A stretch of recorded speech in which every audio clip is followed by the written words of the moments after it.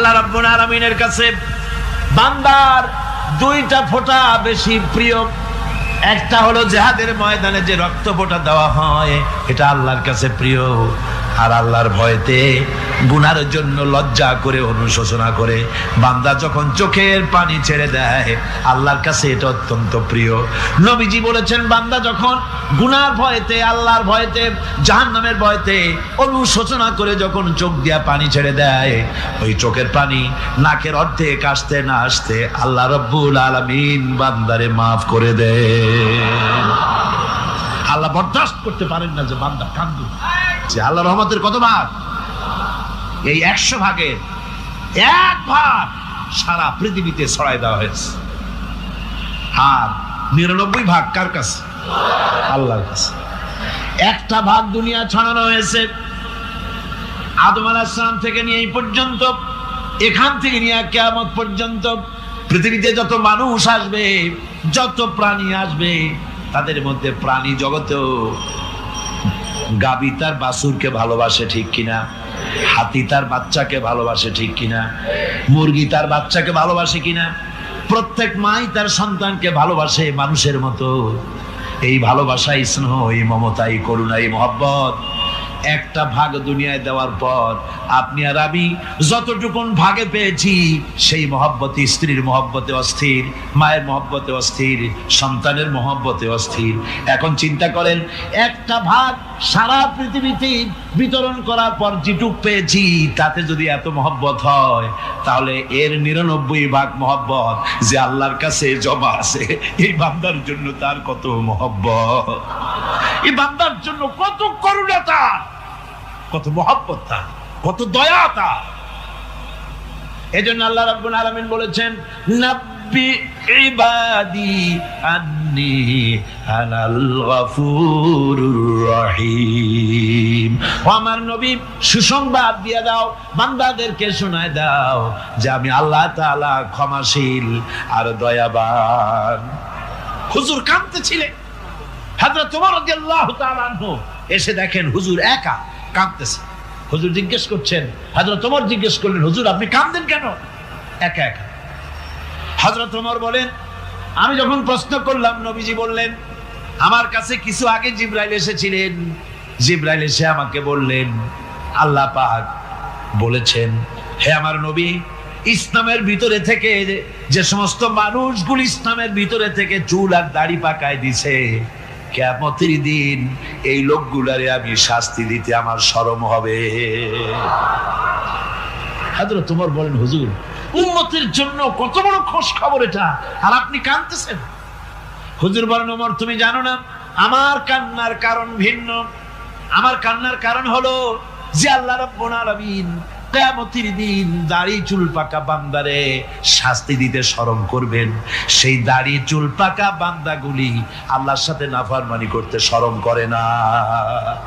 ভাইরা, হুজুর আল্লাহ পাক বলেন, আমার নবী, রাতের আধারে যখন একটা বুড়া আমার দরবারে হাত উঁচু করে, একটা বুড়া মানুষ রাতের আধারে যখন আমার দরবারে হাত উঁচু করে, আর যখন বলতে থাকে, রব্বুল আলামিন, আমার পেছনের জীবনটা বড় খারাপ করেছি, এমন কোন কাজ জীবনে করি নাই যা তোমার কাছে কিছু দাবি করতে পারি, সব রকমের নাফরমানি করেছি, আজ আমি বুড়া হয়ে গেছি, কামাই করতে পারি না, ছেলে আমাকে চোখে দেখতে পারে না, পুত্রবধূ আমাকে ঘরে জায়গা দেয় না, আমার স্ত্রী আমাকে দেখতে পারে না, রোজগার করতে পারি না, হাঁটতে পারি না, চলতে পারি না, সবার কাছে আমি তিতা হয়ে গেছি, আমি দাঁড়াতে পারি না, কোমরে ব্যথা পাই, হাঁটুতে ব্যথা পাই, চলতে পারি না, কানে শুনতে পাই না, চোখে দেখতে পারি না, আর তোমার কাছে কিছু চাইয়া নেব এমন ভালো কাজও করি নাই।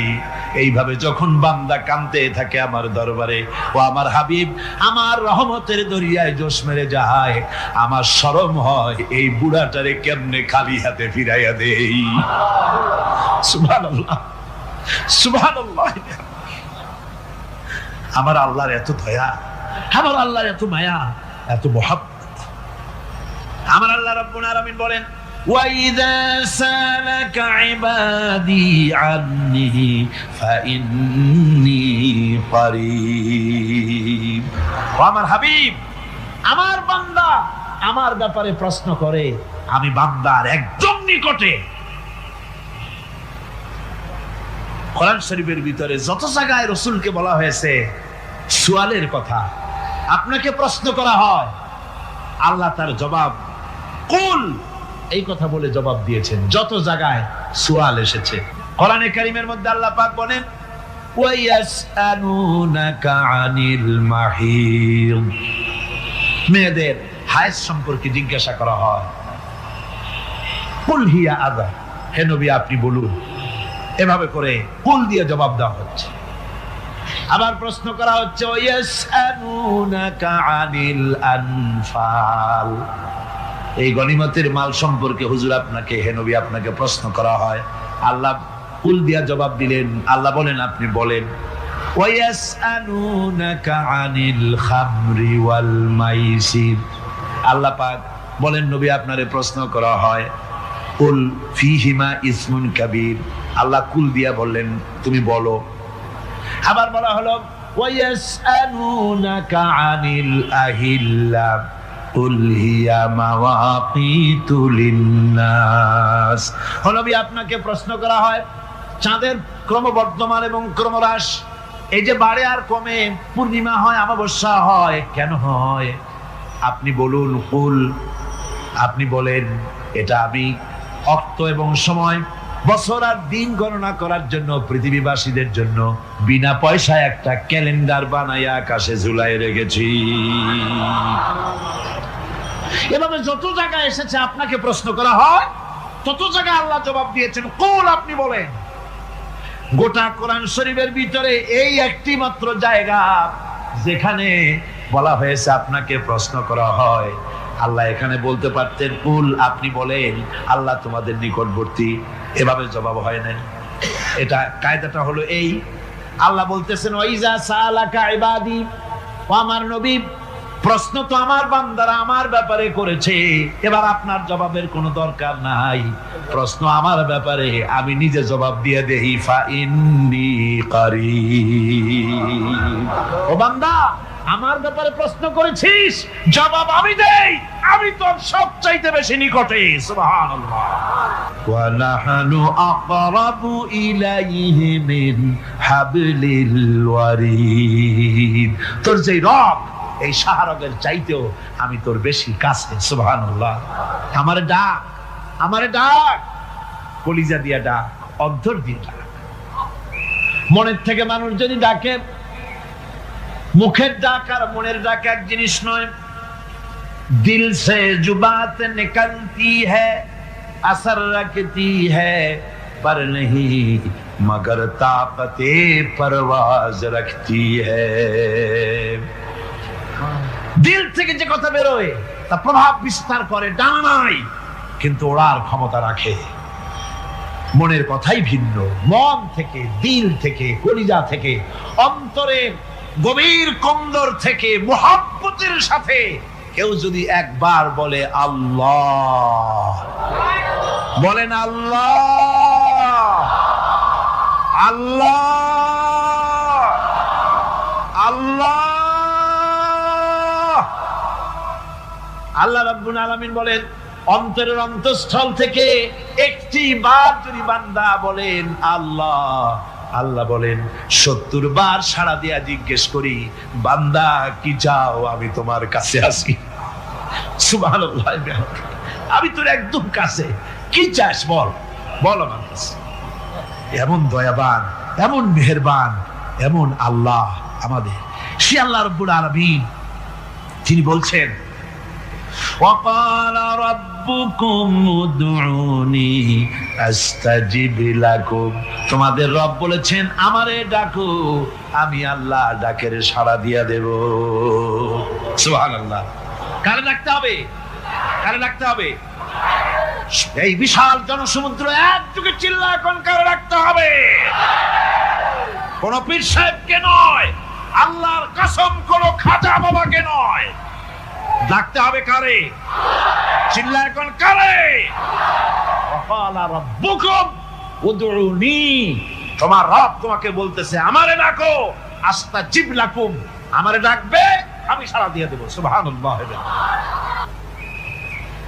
দেওয়ার জায়গা, আল্লাহর কাছে চাইবেন, আল্লাহ দিবেন। দেওয়ার জায়গা, চাওয়ার জায়গা হলো সেজদায় পড়ে যাবেন। আমার ভাইয়েরা, জায়গাটা চিনায় দিলাম। মাজারে যাওয়া লাগবে না, কবরে যাওয়া লাগবে না। 2 রাকাত নামাজ পড়ে সেজদায় পড়ে গিয়া যত বিপদ আছে, মুসিবত আছে, সেজদার মধ্যে চোখের পানি ছেড়ে দেন আর কেন্দে কেন্দে জীবনের কথা বলেন। আল্লাহ রাব্বুল আলামিন আপনার আওয়াজ শুনবেন আর দোয়া কবুল করে নিবেন। কাঁদতে হবে আল্লাহর কাছে। কার কাছে? আল্লাহর কাছে। সুম্মা ইস্তাগফিরুল্লাহ, আর এরপরে সে যদি আমি আল্লাহর কাছে ক্ষমা চাই, ইয়াজিদিল্লাহ গফুরার রহিমা, সে আমি আল্লাহকে গফুর এবং রহিম হিসেবে পাবে। সুবহানাল্লাহ। আল্লাহকে গফুর এবং রহিম হিসেবে পাওয়া যাবে। সব আল্লাহকে বলতে হবে, গুনাহ মাফ চাইতে হবে। এই জন্য হুজুর সাল্লাল্লাহু আলাইহি ওয়াসাল্লাম দৈনিক 100 বার তওবা করতেন। কোন হাদিসে আছে 70 বার, কোন হাদিসে আছে 100 বার তওবা করতেন। নামাজের পরে তো প্রত্যেক নামাজই পড়তেন হুজুর, সালাম ফিরাতেন আর সাথে সাথে বলতেন আল্লাহু আকবার, আস্তাগফিরুল্লাহ, আস্তাগফিরুল্লাহ, আস্তাগফিরুল্লাহ। মনে থাকবে আপনাদের? মনে থাকবে? সালাম ফিরাইয়া কি বলবেন? না, সালাম ফিরাবার সাথে সাথে বলবেন আল্লাহু আকবার, তারপরে পড়বেন আস্তাগফিরুল্লাহ, আস্তাগফিরুল্লাহ, আস্তাগফিরুল্লাহ। তওবা করবেন, আল্লাহর কাছে সবসময় গুনাহ মাফ চাইতে থাকবেন, বিনীত থাকবেন। আল্লাহকে পাওয়া যাবে, তাকে রহিম হিসেবে পাওয়া যাবে। সুতরাং ঈমান বিল্লাহ, আল্লাহর প্রতি ঈমান আনলে পরে 4th নম্বরের যে উপকারটা হবে সেটা হলো হতাশায় ভুগবে না, নিরাশায় ভুগবে না, আশায় বুক বেঁধে উঠবে, ঈমান মজবুত হবে, আল্লাহর কাছে মানুষ বিনয়ী হয়ে যাবে। এবার 5ম নম্বরের উপকার আমি বলছিলাম, ঈমান বিল্লাহ, আল্লাহর প্রতি ঈমান আনলে পরে অসংখ্য উপকার হয়, অসংখ্য বৈশিষ্ট্য আছে। এর 6টা উপকারের কথা আমি বলবো। কয়টা? অসংখ্য উপকারের ভিতরে প্রধান 6টি উপকারের কথা বলবো। এর বললাম কয়টা? 4টে বলেছি। এবার বলো 5ম উপকারের কথা। আল্লাহর প্রতি আপনি পূর্ব পশ্চিমে কতবার মুখ ঘোরালেন, এটাই কিন্তু আপনার আসল সৎ কাজ নয়। আসল সৎ কাজ হলো আল্লাহর প্রতি ঈমান আনা। এই ঈমানের ব্যাপারে 3টা দিন আমরা পার করে দিলাম, এখনো কথা শেষ হয় নাই। আল্লাহর প্রতি ঈমান আনলে পরে যে উপকারটা হবে 5ম নম্বরে, সেটা হলো কঠোর এবং কঠিন বিপদের ভিতরে বান্দার ভিতরে অবিচলতা এবং ধৈর্যের সৃষ্টি হয়ে যাবে। আলহামদুলিল্লাহ। কঠিন বিপদ মুসিবত আসলে পরে সে অবিচল থাকবে। সারা দুনিয়ার বিপদ আপদ, শত্রুতা, দুঃখ, কষ্ট, মুসিবত, জুলুম, নির্যাতন সবকিছু পাহাড়ের মতো উঁচু হয়ে তাকে ঘিরে ফেলবে, কিন্তু তাকে এক চুলও নাড়াতে পারবে না। মুস্তাফা সাল্লাল্লাহু আলাইহি ওয়াসাল্লামের দীপ শিখার সাথে আবু জাহেল, আবু লাহাবের অগ্নিস্ফুলিঙ্গের টক্কর লেগেই আছে। রাসূলুল্লাহ আল্লাহর দেওয়া এই বিধান, এই দ্বীনের বাতিটা টিম টিম করে জ্বলেছে। আর গর্কি, টর্নেডো, হাজার হাজার মাইল বেগে হ্যারিকেন এসেছে, গর্কি এসেছে, টর্নেডো এসেছে, টাইফুন এসেছে, কিন্তু এই আলো নিবাইতে পারে নাই। সুবহানাল্লাহ। এই আলো নিবাতে পারে নাই। এই শত্রুতা চিরকালে নিবাতে পারবে না। কারণ হচ্ছে আল্লাহ রাব্বুল আলামিন বলেছেন, ইউরিদুনা লিইউতফিউ নূরাল্লাহি বিআফওয়াহিহিম ওয়াল্লাহু মুতিম্মু নূরিহি ওয়ালাউ কারিহাল কাফিরুন। ওরা চায় মুখের ফু দিয়ে আমার আলোকে নিভিয়ে দেবে, কিন্তু আমি আমার আলোকে পূর্ণতা দান করব। তাতে কাফের বেঈমানদের কলজায় যত জ্বালা যন্ত্রণা হোক, আমার দিন কেউ মিটাই দিতে পারবে না। সুবহানাল্লাহ। সুতরাং বিপদে অবিচলতা আসবে, সে অটল হবে, মজবুত হবে। কোরআনে কারীম বলতেছে, ওয়া কাযালিকা জাআলনা লিকুল্লি নাবিয়্যিন আদুওয়াম মিনাল মুজরিমিন। এই পৃথিবীতে এমনি করে আমি সকল নবীদের শত্রু বানিয়েছি, সব পাপিষ্ঠ অপরাধীদেরকে। নবীদের সাথে বিরোধিতা করেছে কারা? পাপিষ্ঠরা, অপরাধীরা।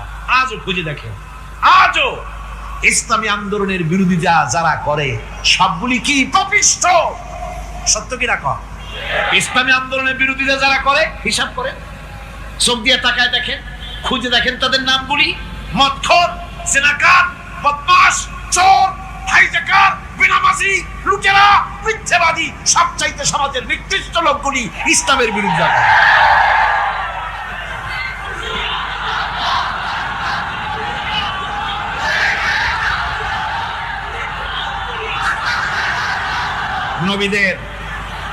নবীদের শত্রু আল্লাহ বলেন সব যুগে নবীদের সাথে শত্রুতা করেছে পাপিষ্ঠরা। আল্লাহর কথা, কার কথা? সকল যুগে নবীদের সাথে শত্রুতা করেছে পাপিষ্ঠরা, নিকৃষ্ট ধরনের অপরাধীরা। সুতরাং নবী রাসূলদের অবস্থা যখন এই, তখন দ্বীনের দাওয়াত যারাই দেবে তাদের কিসমত এরকম হবেই। এই বাধার মোকাবেলা তাদেরও করতে হবে। এই যে বাধাটা আসে, এই যে মারে, অপরাধ কি? এই যে তারা চোর বা ডাকাত যাদের মারা হয়। আল্লাহ রাব্বুল আলামিন বলেন অপরাধ হলো ওয়ামা নাকামু মিনহুম ইল্লা আইয়ুমিনু বিল্লাহিল আজিজিল হামিদ। অপরাধ হচ্ছে ঈমানদার লোকদের উপরে নির্যাতন চালিয়েছে, অন্য কোনো কারণে নয়। কারণ একটাই, তারা আল্লাহর জমিনে আল্লাহর দ্বীন প্রতিষ্ঠা করতে চেয়েছে, আর কোনো অপরাধ না। জমিন আল্লাহর, জমিন কার? আইন চলবে কার? এখানেই সংঘর্ষ বেঁধেছে আবহমান কাল ধরে। মানুষ অত্যাচারিত হয়েছে, সাহাবায়ে কেরাম অত্যাচারিত হয়েছেন। বুখারী শরীফের হাদিসে এসেছে রাসূল করিম সাল্লাল্লাহু আলাইহি ওয়াসাল্লামের কাছে হযরতে খাব্বাব গিয়ে উপস্থিত হয়েছিলেন।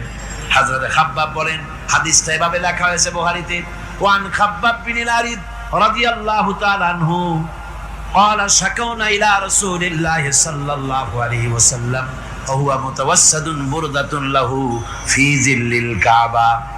রাসূলুল্লাহর কাছে গেলাম, কাবা শরীফের কাছে গিয়ে দেখি নবীজি একটা চাদর গায়ে দিয়ে তিনি আরাম ফরমাচ্ছিলেন কাবা শরীফের ছায়ায়। সেখানে গিয়ে বললাম, আলা তাস্তানসিরু লানা আলা তাদউ লানা ইয়া রাসূলুল্লাহ, হে আল্লাহর রাসূল, আপনি কি আমাদের জন্য আল্লাহর কাছে দোয়া চাইবেন না? আপনি কি আল্লাহর কাছে আমাদের জন্য সাহায্য চাইবেন না? আমাদের লোকগুলিকে, মুসলমানগুলিকে মারতে মারতে তো শেষ করে ফেলে দিল। তারা আমাদের সুমাইয়াকে মারলো, আমাদের খাব্বাবকে উটের সাথে পায়ের দড়ি লাগায় টানলো, আমাদের খোবায়েবকে তারা আগুনের উপরে চিৎ করে শোয়ায় রাখলো, না খায় রাখতেছে, মারতেছে, কষ্টে তো শেষ হয়ে গেলাম। হুজুর, আপনি কি আমাদের জন্য দোয়া করবেন না? হাদিস শরীফে এসেছে, নবীজি উঠে বসলেন সোজা হয়ে। নবীজি বলেন, ও আমার সাহাবী, ও খাব্বাব, শোনো, তোমাদের আগে এই পৃথিবীতে যারা দ্বীনের দাওয়াত দিতে এসেছিলেন তাদেরকে সমকালীন রাষ্ট্রশক্তি, সমাজ শক্তি তাদেরকে ধরতো। ফায়ুখাজুর রাজুলু, তাদেরকে তারা ধরতো। ফায়ুহফারু লাহু ফিল আরদ, আর তার জন্য জমিনের ভিতরে কবর বানাইতো। ওই কবর ফায়ুজালু ফিহা, ওই কবরের ভিতরে তাকে কোমর পর্যন্ত গেড়ে দিত। সুম্মা ইউতা বিল মানশার, এরপরে করাত আনতো। ফায়ুদাউ আলা রাসিহি, এরপরে ওই করাত তার মাথার উপরে রাখতো। ফায়ুজালু নিসফাইন, এরপরে করাত দিয়া চিরে জীবিত মানুষটারে দ্বিখণ্ডিত করে ফেলে দিত। মা ইয়াসুদ্দুহু যালিকা আন দীনিহি, ও আমার খাব্বাব, এত কষ্ট দেওয়ার পরেও সেই যুগের কোন মুসলমানকে, দ্বীনের দায়ীদেরকে আল্লাহর দ্বীন থেকে এক চুলো তারা সরাই দিতে পারে নাই, এক চুলো সরাতে পারে নাই। ওয়াল্লাহি, ও খাব্বাব, আমি আমার আল্লাহর নামে কসম করে বলছি, লা ইউতাম্মান্নাল্লাহু হাযাল আমরা হাত্তা ইয়াসিরা আর-রাকিবু মিন সানা ইলা হাযরামাউত। আমি কসম করে বলি, আল্লাহ রাব্বুল আলামিনের এই সানা থেকে হাজারামাউত পর্যন্ত লোকেরা যাতায়াত করবে, সুন্দরী রমণীরা গমন করবে, সদাগরেরা যাতায়াত করবে, টাকা নিয়া পয়সা নিয়া যাতায়াত করবে। তাদের মনের মধ্যে লুটের ভয়, টাকার ভয়, চুরির ভয়, ডাকাতির ভয়, জেনার ভয়, হত্যার ভয়, ধর্ষণের ভয়, কোনো ভয় থাকবে না। লা ইয়াখাফু ইল্লাল্লাহ, আল্লাহ ছাড়া কোনো ভয় থাকবে না। কঠিন বিপদে অবিচলতা এবং ধৈর্যের দৃষ্টান্ত রেখে গেছেন আম্বিয়া আলাইহিমুস সালাম। সুবহানাল্লাহ। কঠিন বিপদে অবিচলতা, দৃঢ়তা, ধৈর্য কারে বলে, তার দৃষ্টান্ত কারা রেখেছেন? আম্বিয়া আলাইহিস সালাম, ওনারাই আমাদের আদর্শ, নবীরাই আদর্শ। সাহাবায়ে কেরাম রিদওয়ানুল্লাহ তাআলা আলাইহিম আজমাইন আমাদের আদর্শ। ভাইরা আমার, মুসা আলাইহিস সালামকে ফিরআউন যখন ঘিরে ফেলে দিল, কোরআনের সব কথা গল্প গুজবার ইতিহাসের জন্য লেখা হয় নাই। কোরআনের মধ্যে যা লেখা হয়েছে সব বান্দাদের উপদেশের জন্য, যাতে করে লোকেরা চিরটা কাল এর থেকে উপদেশ নিয়ে নিজেদের তৈরি করতে পারে। জোরে বলেন সুবহানাল্লাহ। একবার রাসূল করিম সাল্লাল্লাহু আলাইহি ওয়াসাল্লাম যাচ্ছিলেন পথ দিয়া, জঙ্গল থেকে একটা উট বেরিয়ে এসে হুজুরের পায়ের উপরে চুমা খাইলো, সেজদার মতোই করলো। সাহাবায়ে কেরাম বলেন, ইয়া রাসূলুল্লাহ, জঙ্গলি উটের কি খুশকিসমত, হুজুরের পায়ের উপরে চুমা খাইলো, মাথা লাগালো। হুজুর যদি অনুমতি দিতেন আপনারে সেজদা দিয়ে আমরা ধন্য হতাম। নবীজি বলেন, খবরদার, এই পৃথিবীর কোন মানুষকে সেজদা দিতে পারে না। আমি যদি কোন মানুষের জন্য সেজদা করা জায়েজ করতাম, তাহলে দুনিয়ার সমস্ত নারীদের বলতাম স্বামীর সামনে সেজদা দিতে। সেজদা হবে কেবলমাত্র কার, আর কারো হতে পারে না। আমার ভাইয়েরা, মাছে গিলে ফেলেছে, মাছ পানির অথল তলদেশে চলে গেছে, মাছের পেটের ভিতরে জানলা নাই, দরজা নাই। হযরত ইউনূস আলাইহিস সালাম লক্ষ্য করলেন, এখন তো আর বাঁচতে পারবো না, মরা ছাড়া পথ নাই। ইউনূস আলাইহিস সালাম চিৎকার মারলেন, লা ইলাহা ইল্লা আনতা সুবহানাকা ইন্নী কুনতু মিনাজ জালিমিন। পড়েন সবাই, লা ইলাহা ইল্লা আনতা সুবহানাকা ইন্নী কুনতু মিনাজ জালিমিন। লা ইলাহা ইল্লা আনতা, আল্লাহ তুমি ছাড়া কেউ নাই, তুমি ছাড়া কেউ নাই, কোন ইলাহ নাই, মাবুদ নাই। আমি তোমার পবিত্রতা ঘোষণা করছি, তুমি দয়া করে আমাকে বাঁচাও, আমি আমার নিজের উপর জুলম করেছি। যখন চিৎকার মারলেন, পানির ভিতরে বসে, মাছের পেটের ভিতরে বসে, আল্লাহ রাব্বুল আলামিন চুপ করে থাকলেন না, সঙ্গে সঙ্গে রব্বুল আলামিন জবাব দিয়া দিলেন, فاستجبنا له ونجيناه من الغم وكذلك ننجي المؤمنين। আমি বললাম, ইউনূস তুমি বিপদে পড়েছ, তুমি যখন চিৎকার মারলে, তোমার চিৎকারের আওয়াজ দুনিয়ার কেউ শোনে নাই, কোন রাজা বাদশাহ, তোমার আত্মীয় বন্ধু বান্ধব কেউ শোনে নাই। নদীর অতল তলদেশে মাছের পেটের ভিতরে বসে যে চিৎকার তুমি মারলে, পৃথিবীর কেউ শোনে নাই। আমি তোমার আরশের মালিক আল্লাহ রব্বুল আলামিন শুনেছি। শুধু শুনি নাই, জবাব দিয়া দিলাম, মাছের পেটের ভিতরে বেদনার সৃষ্টি করে দিলাম। মাছ ভেটে উঠল নদীর উপরে, ব্যথার চোটে মাছ দেখলো, বমি করা ছাড়া পথ নাই। মাছ দরিয়ার কিনারে গিয়া বমি করে ফালাই দিল ইউনূস আলাইহিস সালামকে। আল্লাহ বলেন, ইউনূস রে বাঁচায় দিলাম। ও পৃথিবীর মুমিনেরা, শুধু ইউনূসকে নয়, পৃথিবীর মুমিন বান্দারা যখন বিপদে পড়বে আর আমার কাছে যদি তারা প্রার্থনা করে, আমার কাছে সাহায্য চাই, ওয়া কাযালিকা নুজিল মুমিনিন, এইভাবে করে আমি মুমিনদেরকেও বিপদ থেকে বাঁচাইয়া দিব। জোরে কান সুবহানাল্লাহ। ওয়াদা কার? ওয়াদা কার? সুতরাং মাসারে নয়, মসজিদে গিয়া কাঁদবেন। কোথায় গিয়া কাঁদবেন? কোথায়? মসজিদে গিয়া কাঁদবেন। আমার বন্ধুগণ, আল্লাহ রাব্বুল আলামিন বলেন, ইয়ানসুরকুমুল্লাহু ফালা গালিবা লাকুম। আল্লাহ যদি তোমাকে সাহায্য করেন, তবে কোন শক্তি তোমাকে তার উপরে জয়ী হতে পারবে না, কেউ তোমাকে তার থেকে ফিরাতে পারবে না। আর যদি আল্লাহ তোমাকে জিল্লতি দেন, যদি তোমাকে আল্লাহ পাক লাঞ্ছিত করেন, তোমাকে কেউ সম্মান দিতে পারবে না। দেখুন, ইব্রাহিম আলাইহিস সালামকে নমরুদ আগুনের মধ্যে ফালাই দিবে। জিবরাইল বলছেন, ইব্রাহিম আমার কাছে সাহায্য চাও, আমি তোমার বাঁচায় দেব, আগুনটারে নিভাই দিব। কত বড় কথা, আমি বাঁচাই দেব, আমার কাছে বলো না। ইব্রাহিম আলাইহিস সালাম জিবরাইলের কাছে সাহায্য চাইছে, কোন চেয়েছে? হযরত ইব্রাহিম বলেন, জিবরাইল সাহায্য তোমার কাছে আমি কেন চাইবো? তোমার কাছে সাহায্য চাওয়ার প্রশ্ন ওঠে না, কারণ আমি এমন কোন অন্ধ আল্লাহর ইবাদত করি না যে আল্লাহ তার গোলামের দুঃখ নিজের চোখে না দেখেন। আমি আগুনে পড়ে গেলে, আগুনে জ্বললে পরে আমার আল্লাহ যদি খুশি হন, তাহলে এরকম আগুনে 1000 বার পুড়ে জীবন দিতে আমি ইব্রাহিম রাজি আছি।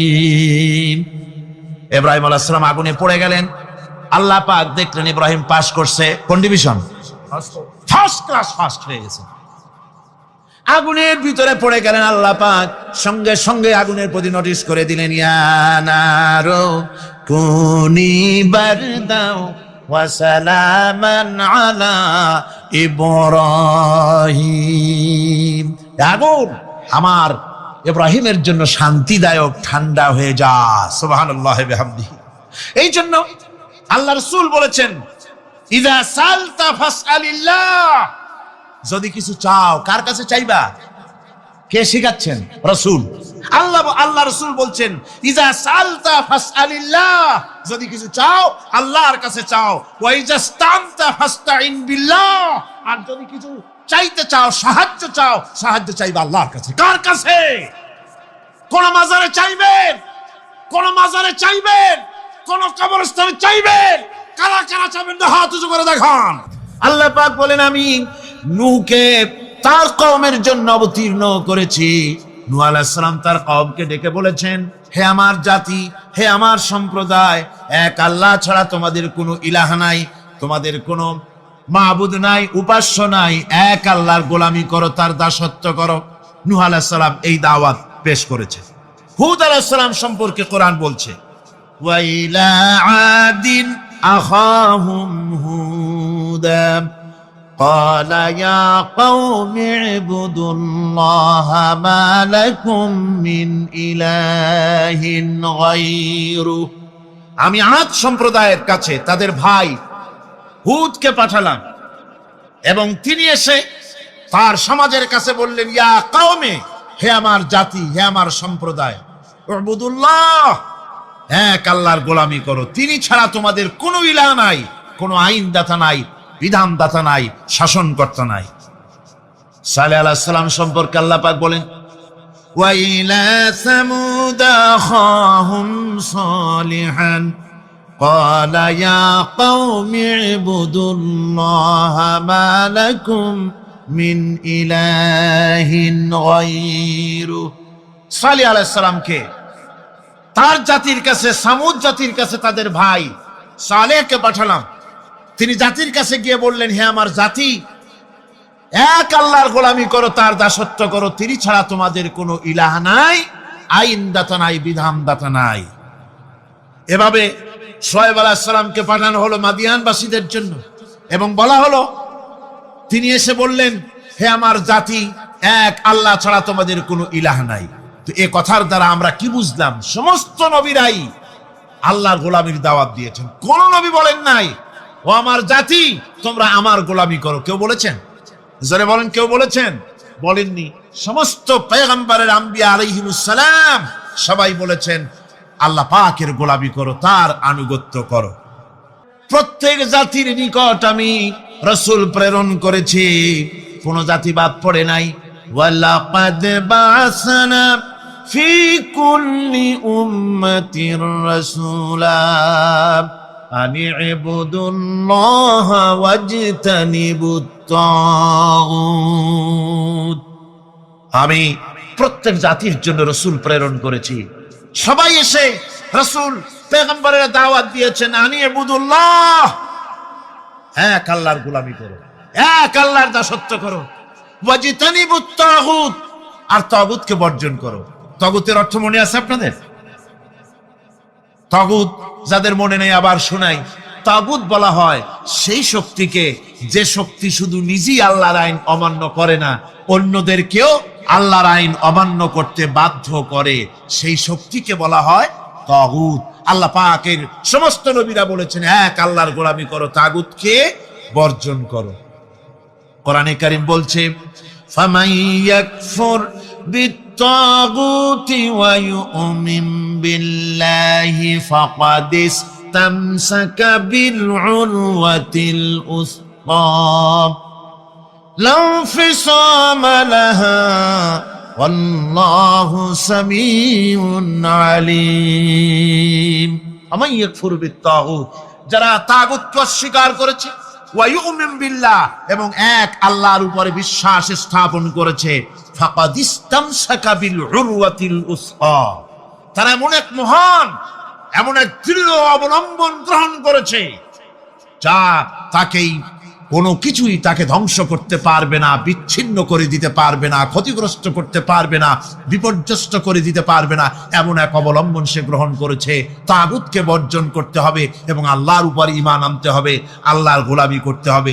এই কথাই কোরআনে কারীমের মধ্যে আল্লাহ সুবহানাহু ওয়া তাআলা বারবার বলেছেন, গোলামি করতে হবে আল্লাহ পাকের। সমস্ত নবীরা বলেছেন ইয়া কওমি, নবীরা কি বলেছেন?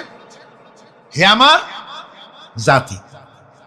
এই দাওয়াত যখন আমাদের নবী দিলেন, বিশ্ব নবী যখন এই দাওয়াত দিলেন, আল্লাহ রাব্বুল আলামিন তার মুখ থেকে এই দাওয়াত যখন পেশ করালেন, তখন তিনি দাওয়াতটা এভাবে দিলেন, ইয়া কওমি বললেন না। হুজুর কি ইয়া কওমি বলেছেন?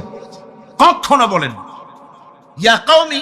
আল্লাহ হুজুরের মুখ দিয়ে কথা বের করার নাই, যেহেতু হুজুর তো আঞ্চলিক নবী নন, হুজুর তো গোত্রভিত্তিক নবী নন, রাসূল করিম সাল্লাল্লাহু আলাইহি ওয়াসাল্লাম কোন ভাষাভিত্তিক নবী নন। রাসূল কি নবী? চিল্লায় কোন না।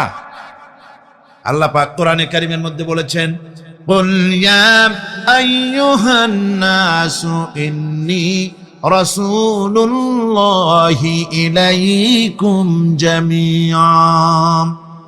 হে নবী আপনি বলুন, ও মানব সকল, ও পৃথিবীর মানব সকল, আমি আল্লাহর পক্ষ থেকে তোমাদের সকলের জন্য আমি নবী হয়ে এসেছি। সকলের জন্য আমি রাসূল।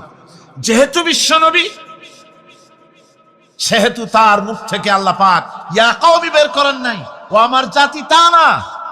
আল্লাহ পাক তার মুখ থেকে ইবাদতের দাওয়াতটা এভাবে তিনি পেশ করালেন, ইয়া আইয়ুহান নাসু উবুদু রাব্বাকুমুল্লাযী খালাকাকুম ওয়াল্লাযীনা মিন ক্বাবলিকুম লাআল্লাকুম তাত্তাকুন। وَقَضَى رَبُّكَ أَلَّا تَعْبُدُوا إِلَّا إِيَّاهُ। তোমার রবের পক্ষ থেকে কথা চূড়ান্ত হয়েছে, এ ফয়সালা হয়ে গিয়েছে, সিদ্ধান্ত হয়ে গিয়েছে যে একমাত্র ইবাদত করতে হবে আল্লাহ পাকের। ইবাদত করতে হবে কার? আল্লাহ পাকের। এই ইবাদতের অর্থটা কি? এই ইবাদতের মানে কি? মানে হচ্ছে জীবনের সব জায়গায় গোলামিটা হবে কার? আল্লাহর গোলামি হবে, আল্লাহর আনুগত্য হবে, অর্থাৎ আল্লাহর হুকুম মাফিক জীবন চালাতে হবে। সেই ইবাদত আমরা মনে করেছি নামাজ হচ্ছে ইবাদত, রোজা হচ্ছে ইবাদত, যাকাত হচ্ছে ইবাদত, সদকা ফিতরা ইত্যাদি হতেছে ইবাদত, এগুলিকে ইবাদত মনে করেছি। কিন্তু মনে রাখতে হবে শুধু নামাজ, রোজা, হজ, যাকাত ইবাদত নয়। জীবনের মুসলমানদের সব কাজগুলি ইবাদতের মধ্যে হতে হবে, অর্থাৎ আল্লাহর হুকুম অনুযায়ী কাজ করলে তার নাম হবে ইবাদত। ব্যবসা করবেন, হুকুম মানবেন কার? জোরে কোন কার? জমিন চাষ করবেন, হুকুম মানবেন কার? আইন আদালত চালাবেন, কোর্ট কাছারি করবেন, আইন মানবেন কার? রাজনীতি করবেন, আইন মানবেন কার? সমাজনীতি চালাবেন, আইন মানবেন কার? জীবনের সব ক্ষেত্রে তার আইন মানতে হবে। আমরা এগুলিকে ইবাদত মনে করি না। আমাদের দেশের লোকেরা, এক শ্রেণীর লোকেরা এটাকে ইবাদত মনে করে না, ইবাদত মনে করে শুধুমাত্র নামাজ। আচ্ছা, নামাজ যদি শুধুমাত্র ইবাদত হয় তাহলে তার অর্থ কি দাঁড়াবে? তার অর্থ দাঁড়াবে এই যে 24 ঘন্টার ভিতরে নামাজ পড়তে সময় লাগে কতক্ষণ? কত? 5 ওয়াক্ত নামাজ পড়তে, উজু করে পবিত্র হয়ে জানাজা নামাজ বিছায়া 5 ওয়াক্ত নামাজ পড়তে খুব বেশি 1 ঘন্টাই লাগুক। জি হ্যাঁ, 1 ঘন্টা, 100 ঘন্টা। তাহলে কি হলো অর্থ? অর্থ এই হবে 24 ঘন্টার ভিতরে আপনি 1 ঘন্টা 100 ঘন্টার জন্য আল্লাহর গোলাম, বাকি 22.5 ঘন্টা 23 ঘন্টার জন্য শয়তানের গোলাম হতে রাজি আছেন কেউ? রোজা যদি শুধুমাত্র ইবাদতের নাম হয় তাহলে তার অর্থ দাঁড়াবে 12 মাসের ভিতরে 1 মাসের জন্য আপনি আল্লাহর গোলাম।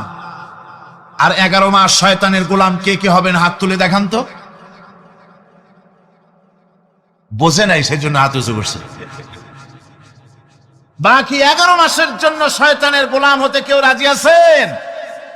তাহলে বোঝা যাচ্ছে নামাজ রোজাই শুধুমাত্র ইবাদত নয়। যেমন মানুষের হাত, এটার নাম কি? এইটার নাম কি? এটার নাম কি? এক একটা অঙ্গের এক একটা নাম। চোখ, নাক, মুখ, হাত, পা, এক একটার এক একটা নাম। তাহলে মানুষটা কই? সবটা মিলে মানুষ। সবটা মিলে কি হলো? মানুষ হলো। অনুরূপ ভাবে নামাজ শুধু ইবাদত নয়, রোজা শুধু ইবাদত নয়, এগুলি হচ্ছে ইবাদতের অঙ্গ, ইবাদতের পার্ট। নামাজ, রোজা, হজ, যাকাত, সাদকা, ফিতরা, মানুষের প্রতি ভালোবাসা, পরের উপকার করা, মা বাপকে মহব্বত করা, শ্রদ্ধা করা, ভালো কাজের আদেশ করা, অসৎ কাজের নিষেধ করা, এর সমস্ত কাজগুলো মিলেই হচ্ছে ইবাদত। কথা বুঝতে পেরেছেন? এই অর্থে নামাজ পড়াও ইবাদত, নামাজ না পড়াও ইবাদত। রোজা রাখাও ইবাদত, রোজা না রাখাও। মনের মধ্যে চিন্তায় পড়ে গেছেন হয়তো এখন যে নামাজ পড়া তো ইবাদত বুঝলাম, না পড়া ইবাদত, এ আবার কোন ফতোয়া দিলেন? রোজা রাখা ইবাদত আবার না রাখা ইবাদত, এটা কেমন কথা বললেন? চিন্তা আসতে পারে। হ্যাঁ, কথা ঠিকই, নামাজ পড়া ইবাদত, না পড়াও ইবাদত। সর্বক্ষণ আপনি নামাজ পড়েন জায়েজ আছে, কিন্তু 24 ঘন্টার ভিতরে 3টা সময় নামাজ পড়া হারাম। কোন কোন সময়? ঠিক সূর্য উদয় হওয়ার সময়, ঠিক সূর্য মাথার উপরে থাকার সময়, আর ঠিক অস্তগামী হওয়ার সময়। এই 3 সময় নামাজ পড়া সম্পূর্ণ নিষিদ্ধ। এই 3 সময় নামাজ না পড়াটাই ইবাদত। আল্লাহর হুকুম মানতেছেন, নিষেধ করা হয়েছে নামাজ পড়ো না, পড়বেন না। এই সময় রোজা না রাখাটাই। তাহলে কি বোঝা গেল? বোঝা গেল এই জীবনের সমস্ত কাজগুলি আল্লাহর হুকুম মাফিক হওয়ার নামই। আপনি ব্যবসা করতে যাবেন, ওজনে যদি কম না দেন, খাদ্যে যদি ভেজাল না দেন, আর আপনি যদি সততাপূর্ণ ব্যবসা করেন, যতক্ষণ ব্যবসার ওই দোকানে বসে থাকবেন, ফ্যাক্টরিতে বসে থাকবেন, ততক্ষণ পর্যন্ত আপনার ইবাদত হবে। আপনি চাকরি করবেন, আপনি যে কোনো কাজ করেন না কেন, আল্লাহর হুকুম মাফিক যদি হয়, ইবাদত হয়ে যাবে। এই জন্য আল্লাহ রাব্বুল আলামিন ইবাদত করার জন্যই মানুষকে তৈরি করেছেন। মানুষের কাজ হলো আল্লাহর গোলামি করা, আল্লাহর হুকুম পালন করা। এই হুকুম পালন করতে গিয়ে আল্লাহ পাক হুকুম পালনের জন্য বলছেন, ওয়া'বুদুল্লাহা ওয়া লা তুশরিকু বিহি শাইআ। ওয়া'বুদুল্লাহ, আল্লাহর ইবাদত করো, আল্লাহর গোলামি করো, আর তার সাথে কোনো শরীক স্থাপন করো না। পৃথিবীর মধ্যে আমরা তো সুখ শান্তি চাই, দুনিয়ায় দুমুঠো খেতে চাই। 2 মুঠো যদি খেতে চাই, পড়তে চাই, পৃথিবীর মধ্যে যদি শান্তিতে থাকতে চাই, তাহলে ইবাদত করা লাগবে। ইবাদত করলেই খাবার পাওয়া যাবে। ইবাদত করলে কি পাওয়া যাবে? খাবার পাওয়া যাবে। আল্লাহ রাব্বুল আলামিন কোরআনে কারীমের মধ্যে বলেছেন, ফালইয়াবুদু রাব্ব হাযাল বাইত আল্লাযী আত'আমাহুম মিন জু'ইন ওয়া আমানাহুম মিন খাউফ। কুরাইশদেরকে বলছেন, ও কুরাইশরা, এই ঘরের মালিকের ইবাদত করো। কোন ঘর? কাবা ঘর। এই কাবা ঘরের মালিক কে? আল্লাহ। এই ঘরের মালিকের ইবাদত করো। কি হবে তাহলে? এই ঘরের মালিকের ইবাদত যদি করো, দাসত্ব যদি করো, আনুগত্য যদি করো, তার গোলামি যদি করো, তাহলে কি হবে? আল্লাযী আত'আমাহুম মিন জু', তিনি তোমাদের ক্ষুধার সময় খেতে দিবেন। সুবহানাল্লাহ। ক্ষুধার সময় খাবার পাবে। ওয়া আমানাহুম মিন খাউফ, আর যখন বিপদ আসবে, মুসিবত আসবে, সন্ত্রাস সৃষ্টি হবে, বিপদ মুসিবত আসবে, ভীতি আসবে, ভীতির সময় আমন আমান, নিরাপত্তা পয়দা করে দিবেন আল্লাহ সুবহানাহু ওয়া তাআলা এই ইবাদতের মাধ্যমে। সুতরাং আমার ইবাদত করো। আর যদি জান্নাতে যেতে চাও, কি বলেন, আমরা কি বেহেশতে যেতে চাই? আর যারা কথা কইলেন না, আমরা কি জান্নাতে যেতে চাই? অবশ্যই আল্লাহর জান্নাতে যেতে চাই। আল্লাহ পাক বলেন, আমার জান্নাতে যদি যেতে চাও, তাহলে ইবাদত করা ছাড়া পথ নাই। ফাদখুলি ফি ইবাদি ওয়াদখুলি জান্নাতি। আমার বান্দার মধ্যে শামিল হও, আমার গোলামির মধ্যে শামিল হও, আমার ইবাদত করো জীবনের সকল ক্ষেত্রে, আমার গোলামির মধ্যে শামিল হও, আমার জান্নাতে চলে যাও। সুবহানাল্লাহ। আমার গোলাম হওয়া ছাড়া, আমার গোলামি করা ছাড়া জান্নাত পাওয়া যাবে না। আমার বন্ধুগণ, এবার আল্লাহ রাব্বুল আলামিন বলছেন, যদি আমার সঙ্গে দেখা করতে চাও, আল্লাহর সঙ্গে যদি কোনো বান্দা দেখা করতে চায়, আমরা আল্লাহরে দেখতে চাই কিনা? চাই কিনা আল্লাহকে দেখতে? আল্লাহ পাক বলছেন, আমারে যদি দেখতে চাও, ফামান কানা ইয়ারজু লিকা রাব্বিহি ফালইআমাল আমালান সালিহান ওয়ালা ইউশরিক বিইবাদাতি রাব্বিহি আহাদা। আমার সঙ্গে যদি দেখা করতে চাও, তোমাদের মধ্য থেকে কেউ যদি আমার সাথে দেখা করতে চায়, সে যেন ভালো কাজ করে, ভালো আমল করে, আর আমার ইবাদতের সঙ্গে কাউকে যেন শরীক না বানায়, তাহলেই আমার সঙ্গে কিয়ামতে দেখা হয়ে যাবে। জোরে বলেন সুবহানাল্লাহ। আল্লাহর সঙ্গে দেখা করতে হলে তার ইবাদত করতে হবে, গোলামি করতে হবে, এবং কাউকে শরীক স্থাপন করা যাবে না। এই গোলামি করতে হবে, ইবাদত করতে হবে কতদিন? ইবাদত করো, গোলামি করো, যতক্ষণ পর্যন্ত নিশ্চিত সেই সময়টি এসে না যায়, তার মানে মৃত্যু পর্যন্ত আমার গোলামি করতে থাকো। মৃত্যু পর্যন্ত গোলামি হবে কার? আল্লাহ সুবহানাহু ওয়া তাআলা। সেই আল্লাহ পাকের গোলামি জীবনের সকল ক্ষেত্রে করতে হবে, মৃত্যু পর্যন্ত সব ক্ষেত্রে গোলামি হবে আল্লাহ। আল্লাহর গোলামি হচ্ছে আল্লাহ যা নিষেধ করেছেন তার থেকে ফিরতে হবে, আর যা আদেশ করেছেন সেগুলি মানতে হবে।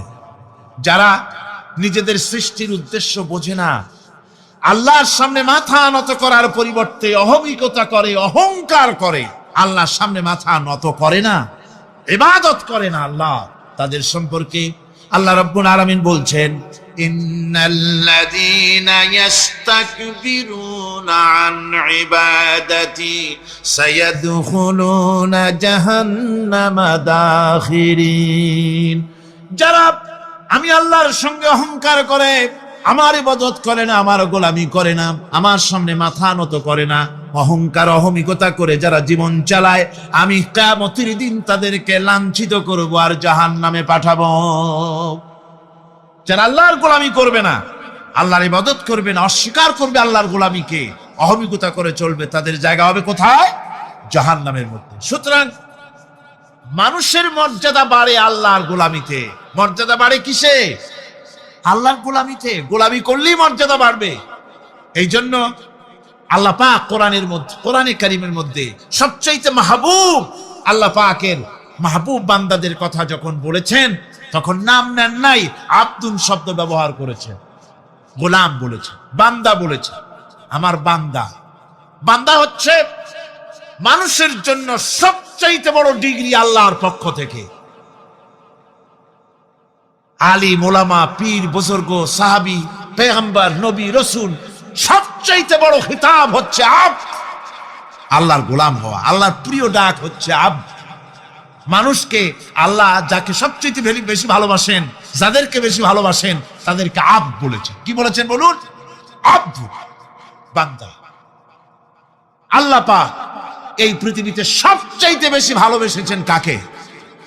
মুহাম্মদুর রাসূলুল্লাহ সাল্লাল্লাহু আলাইহি ওয়াসাল্লাম। তাকে আল্লাহ পাক সবচাইতে বেশি ভালোবাসেন। এবার দেখুন আল্লাহ রাব্বুল আলামিন তার হাবিবকে কি নাম দিয়ে ডাকতেছেন? নাম নেন নাই, নবী এবং রাসূলও বলেন নাই। কোরআনে কারীমের ভিতরে রব্বুল আলামিন তার হাবিবকে আব বললেন।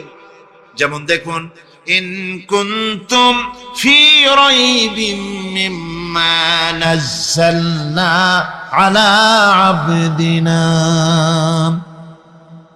আমি যে কিতাব নাজিল করেছি আমার বান্দার উপরে, তোমাদের যদি সন্দেহ হয়, এই যে বান্দা আমার আব্দের উপরে নাজিল করেছি, এই আব্দকে মুহাম্মদুর রাসূলুল্লাহ সাল্লাল্লাহু আলাইহি ওয়াসাল্লাম আব্দ, অর্থাৎ সবচেয়ে প্রিয় ডাক হচ্ছে আল্লাহর পক্ষ থেকে বান্দার জন্য আব্দ। স্নেহপূর্ণ না, স্নেহপূর্ণ ডাক, মহব্বতপূর্ণ ডাক। অন্য আয়াতে আমরা দেখতে পাই তাবারাকাল্লাযী নাযালাল ফুরকানা আলা আবদিহি লিয়াকুনা লিল আলামিনা নাযীরা। অতীব বরকতপূর্ণ সেই মহান সত্তা যিনি তার বান্দার উপরে ফুরকান নাজিল করেছেন। হুজুরের নাম নেন নাই, রাসূল বলেন নাই, বলেছেন আব্দ। কি বলেছেন? আব্দ, আমার বান্দা। এরপরে আল্লাহ রাব্বুল আলামিন অন্য আয়াতে বলেছেন সুবহানাল্লাযী আসরা বিআবদিহি লাইলাম মিনাল মাসজিদিল হারামি ইলাল মাসজিদিল আকসা। সমস্ত দুর্বলতা অক্ষমতা থেকে মুক্ত সেই মহান সত্তা যিনি তার বান্দাকে রাতের একটি অংশে ইসরা করিয়েছিলেন। এখানে আব বলে আল্লাহ পাক বুঝিয়েছেন কার কথা? কার কথা বুঝালেন? রাসূল করিম সাল্লাল্লাহু আলাইহি ওয়াসাল্লামের কথা, তার কথাই বুঝালেন। তিনি হচ্ছেন আব। সুতরাং আবদিয়ত, গোলামি, আল্লাহর গোলামি হলো জীবনের সবচাইতে বড় কথা। আল্লাহর গোলাম হওয়ার চাইতে বড় আর কিছু নাই পৃথিবীতে। আমরা হচ্ছি আল্লাহর গোলাম। জোরে বলেন আমরা কি? আমরা যে গোলাম সে কথা বলতে মনে হয় কারো কারো একটু লজ্জা লাগে যে আমি চৌধুরী মানুষ বা অমুক একটা লোক, অমুক একজন সম্মানী লোক, গোলাম আমি, এটা বলা কি লজ্জার কথা। এরকম একটু মনে মনে কোনো অসুবিধা কারো হয় নাকি? জোরে কোন তো আমরা কি? কার গোলাম? সুবহানাল্লাহ, আল্লাহর গোলাম। আমরা এমন মহান সত্তার গোলাম, মহান সত্তার বান্দা যার সমকক্ষ এই পৃথিবীতে কেউ নাই, আকাশেও কেউ নাই। প্রচন্ড ক্ষমতার মালিক এমন এক মহান সত্তার গোলাম আমরা। সুতরাং গোলামিটা করতে হবে সব ক্ষেত্রে। গোলামিটা হচ্ছে না আমাদের গোলামি হচ্ছে না। আমাদের জমিনে আমরা জমিন চাষ করি, আল্লাহর গোলামি সেখানে করি না। জমিন চাষ করতে গিয়ে লাঙ্গল দিয়ে চাষ করতে গিয়ে পরের জমিনের আইল ঠেলে না, এমন এলাকা খুব কম আছে। অবশ্য চট্টগ্রামের কথা ভিন্ন, এখানে ঠেলাঠেলি করে না, এখানেও করে। তো কেমন গোলাম হলাম? জমিনে চাষ করতেছি, পরের জমিনের আইল ঠেলতেছি, যা নিষেধ করা হয়েছে আমরা সেটা করতেছি। আল্লাহ নিষেধ করেছেন জুয়া খেলতে, সেই জুয়া খেলা হচ্ছে। মদ খেতে নিষেধ করেছেন, সেই মদ খাওয়া হচ্ছে। অর্থাৎ যা যা নিষেধ করা হয়েছে সমাজের মধ্যে সেগুলি বেশি করে চলতেছে, ঠিক কিনা? তাহলে কি বান্দা হতে পারলাম? বান্দা হতে পারি নাই, গোলাম হতে পারি নাই। গোলাম হতে হবে আল্লাহ পাকের। কি হতে হবে যখন? গোলাম হতে হবে জীবনের সকল ক্ষেত্রে। আল্লাহর হক বান্দার উপরে কি, আর বান্দার উপরে আল্লাহর হক কি, এ ব্যাপারে একটি হাদিস এসেছে। ওয়ান মুআজ বিন জাবাল রাদিয়াল্লাহু তাআলা আনহু قال كنت رديف النبي صلى الله عليه وسلم على حمار فقال لي يا معاذ أتدري ما حق الله على العباد وما حق العباد على الله।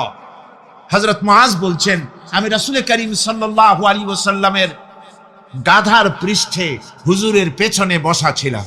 হুজুর আমাকে জিজ্ঞেস করলেন, মুআজ তুমি কি জানো বান্দার উপরে আল্লাহর হক কি আর আল্লাহর উপরে বান্দার হক কি? কুলতু আল্লাহু ওয়া রাসূলুহু আ'লাম। বললাম আল্লাহ এবং তার রাসূল খুব ভালো জানেন। আমি কি করে জানবো? আল্লাহ এবং তার রাসূল খুব ভালো জানেন। ক্বালা হাক্কুল্লাহি আলাল ইবাদি আন ইয়াবুদুহু ওয়া লা ইউশরিকু বিহি শাইআ।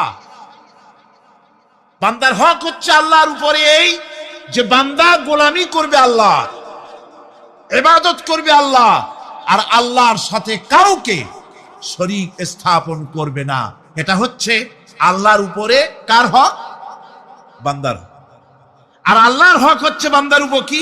ওয়া হাক্কুল ইবাদি আলাল্লাহ আল্লা ইউআযযিবা মান লা ইউশরিকু বিহি শাইআ।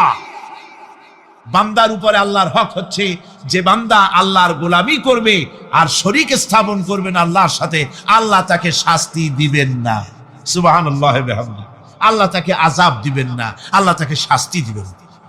সুতরাং তাওহীদের আকীদা মজবুত হতে হবে।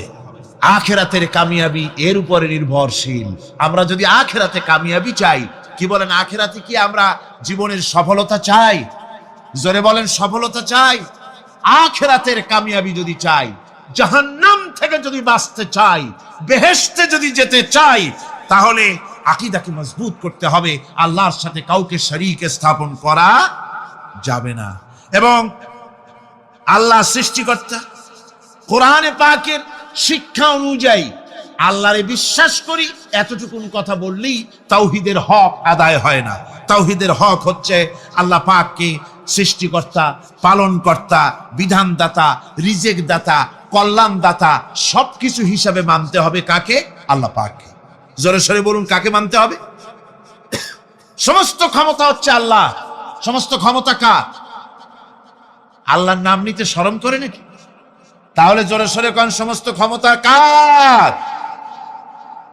আল্লাহ রাব্বুল আলামিনের এত বড় ক্ষমতা, সাগরকে নগর বানাতে পারেন, নগরকে সাগর বানিয়ে দিতে পারেন, এতিমকে রাষ্ট্রের মালিক বানায় দিতে পারেন, ধনীকে গরিব বানায় দিতে পারেন, গরিবকে ধনী বানায় দিতে পারেন, মৃত্যুকে জিন্দা করতে পারেন, জিন্দাকে মৃত্যু করে দিতে পারেন, পথের লোককে ধরে প্রেসিডেন্ট বানায় দিয়া ফুলের মালা দিয়া গলা থেকে পা পর্যন্ত ভরে দিতে পারেন। আবার আল্লাহ যদি নারাজ হয়ে যান, প্রেসিডেন্টের ফুলের মালার পরিবর্তে জুতার মালা গলায় দিয়া জেলখানার মধ্যে ঢুকাইয়া দিতে পারেন। তাহলে ক্ষমতাটা কার? বিশ্বাস করেন? সমস্ত ক্ষমতার মালিক আল্লাহ। আকীদা মজবুত হতে হবে। আমার মুসলমান ভাইরা, আকীদায় গড়বড় যদি হয়ে যায়, তাওহীদ বুঝতে যদি ভুল করেন, জীবন বরবাদ হয়ে যাবে। আর কিছু যদি না পারেন, অন্তত ঈমান ও আকীদাকে মজবুত করে যদি আল্লাহর দরবারে উঠতে পারেন, ফাকাদ ফাজা ফাওজান আযীমা, বিরাট কামিয়াবি আসবে কিয়ামতে। যদি আকীদাটাকে মজবুত করে না ওঠা যায় আল্লাহর দরবারে। সেজন্য আমি কোরআন আমাদেরকে কি শিখালো সেই কথাই বলছি। আল্লামাল কোরআন, কোরআন কি শিখাইছে? তাবিজ শিখায় নাই। কোরআন আমাদেরকে শুধুমাত্র মাথা ঝুলে ঝুলে তেলাওয়াত, এটা শিখায় না। কোরআন তেলাওয়াত করতে হবে, বুঝতে হবে, আমল করতে হবে। কোরআন শিখাচ্ছে। কে শিখাচ্ছে? কোরআন। তার মানে কে? আল্লাহ। কে শিখাচ্ছে? আল্লাহ সুবহানাহু ওয়া তাআলা শিখাচ্ছে। বান্দা শোনো ভালো করে, ওয়াইয়ামসাসকাল্লাহু বিদুররিন ফালা কাশিফা লাহু ইল্লা হুয়া। আল্লাহ যদি তোমার কোনো ক্ষতি সাধন করতে চান, তাহলে সেই ক্ষতি থেকে তোমাকে কেউ রক্ষা করতে পারবে না। এটা হবে ঈমান। এটা কি? এই ঈমান যদি মনের মধ্যে আসে, আপনি বিরাট শক্তিশালী বিপ্লবী শক্তিতে পরিণত হয়ে যাবেন। আপনার যদি ঈমান থাকে যে দুনিয়ার কোন গুলির উপরে, কোন বুলেটের উপরে যদি আমার নাম লেখা থাকে, সারা পৃথিবী ওই গুলিবিদ্ধ হওয়া থেকে আমাকে বাঁচাইতে পারবে না।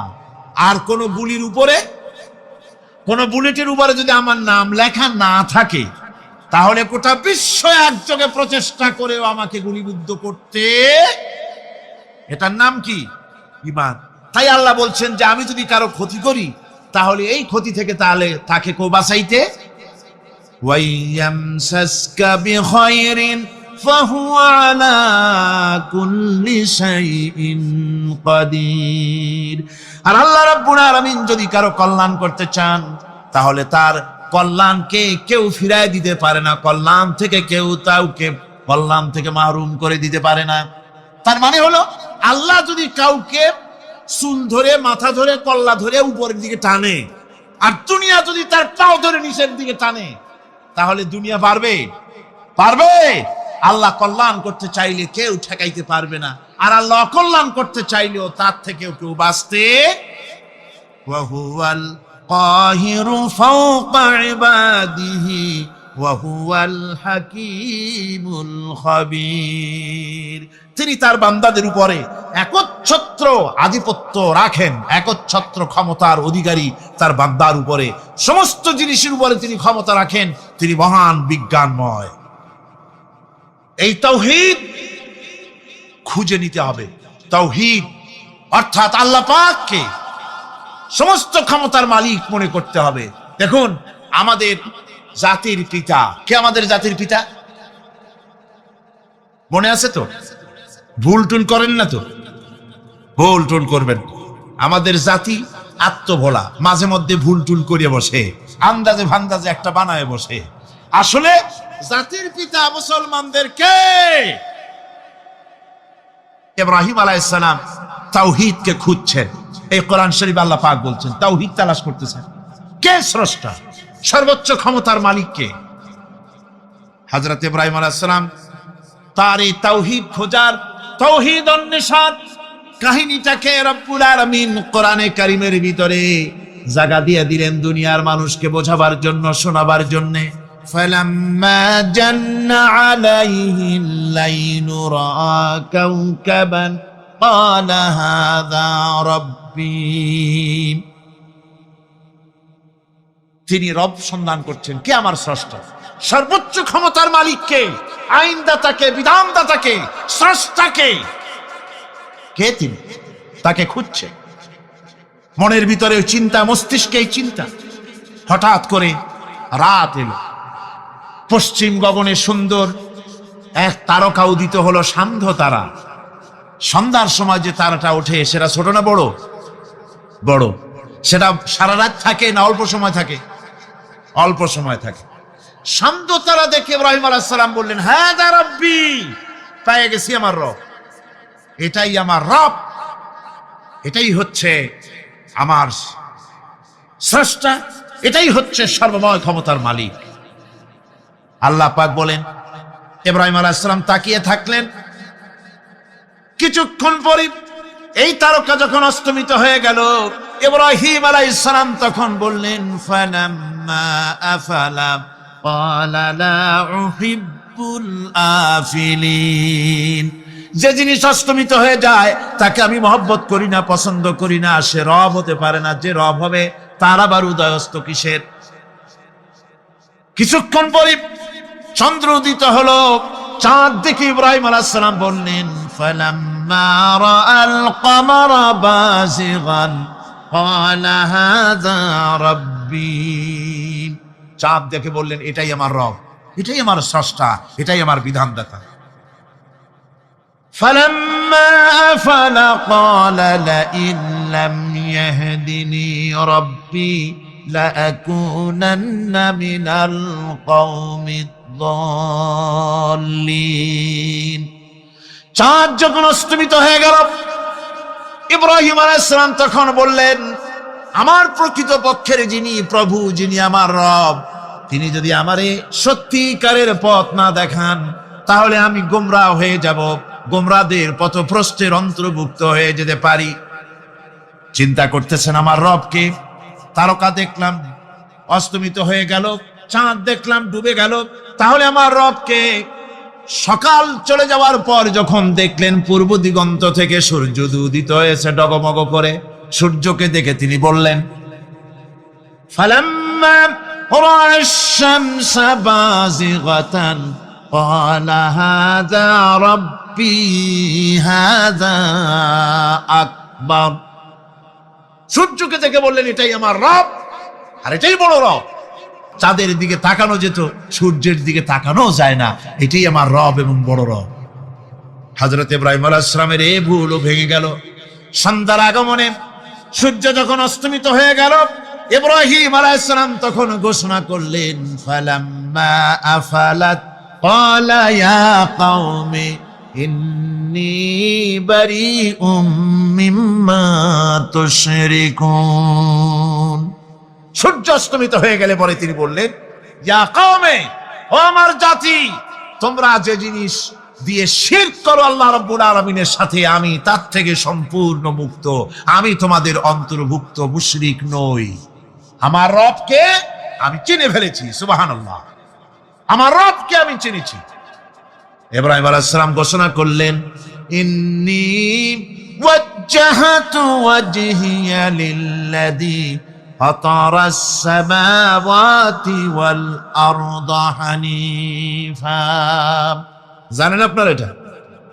পড়েন, ইন্নী ওয়াজ্জাহাতু ওয়াজহিয়া লিল্লাযী ফাতারাস সামাওয়াতি ওয়াল আরদা হানিফা ওয়া মা আনা মিনাল মুশরিকিন।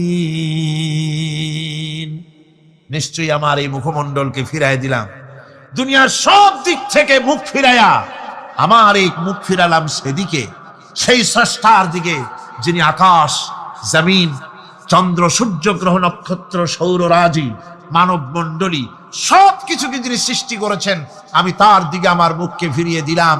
তিনি ছাড়া কোনো রব নাই, প্রভু নাই, আর আমি মুশরিকদের অন্তর্ভুক্ত নহি। হযরত ইব্রাহিম আলাইহিস সালাম তাওহীদকে বুঝে ফেললেন, আল্লাহকে চিনে ফেললেন। আমার বন্ধুগণ, আজ মুসলমান হয়ে আমরা আল্লাহকে চিনতে পারি নাই, আল্লাহর ওয়াহদানিয়তকে আমরা বুঝতে পারি। এজরে কোন নাউযুবিল্লাহ।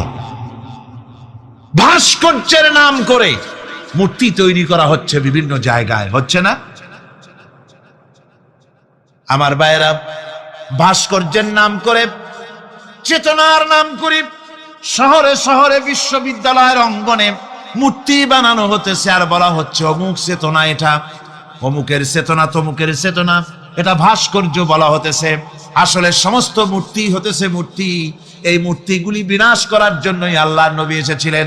হুজুরকে প্রশ্ন করা হয়েছে, লিমা বইস্তা, কেন প্রেরিত হয়েছেন, দুনিয়ায় কেন এসেছেন? নবী বলেছেন, বইস্তু লিকাসরিল আসনাম, এসেছি পৃথিবীর বুকে মূর্তি বিনাশ করার জন্য। জোরে বলেন সুবহানাল্লাহ। মূর্তি ধ্বংস করার জন্য এসেছি।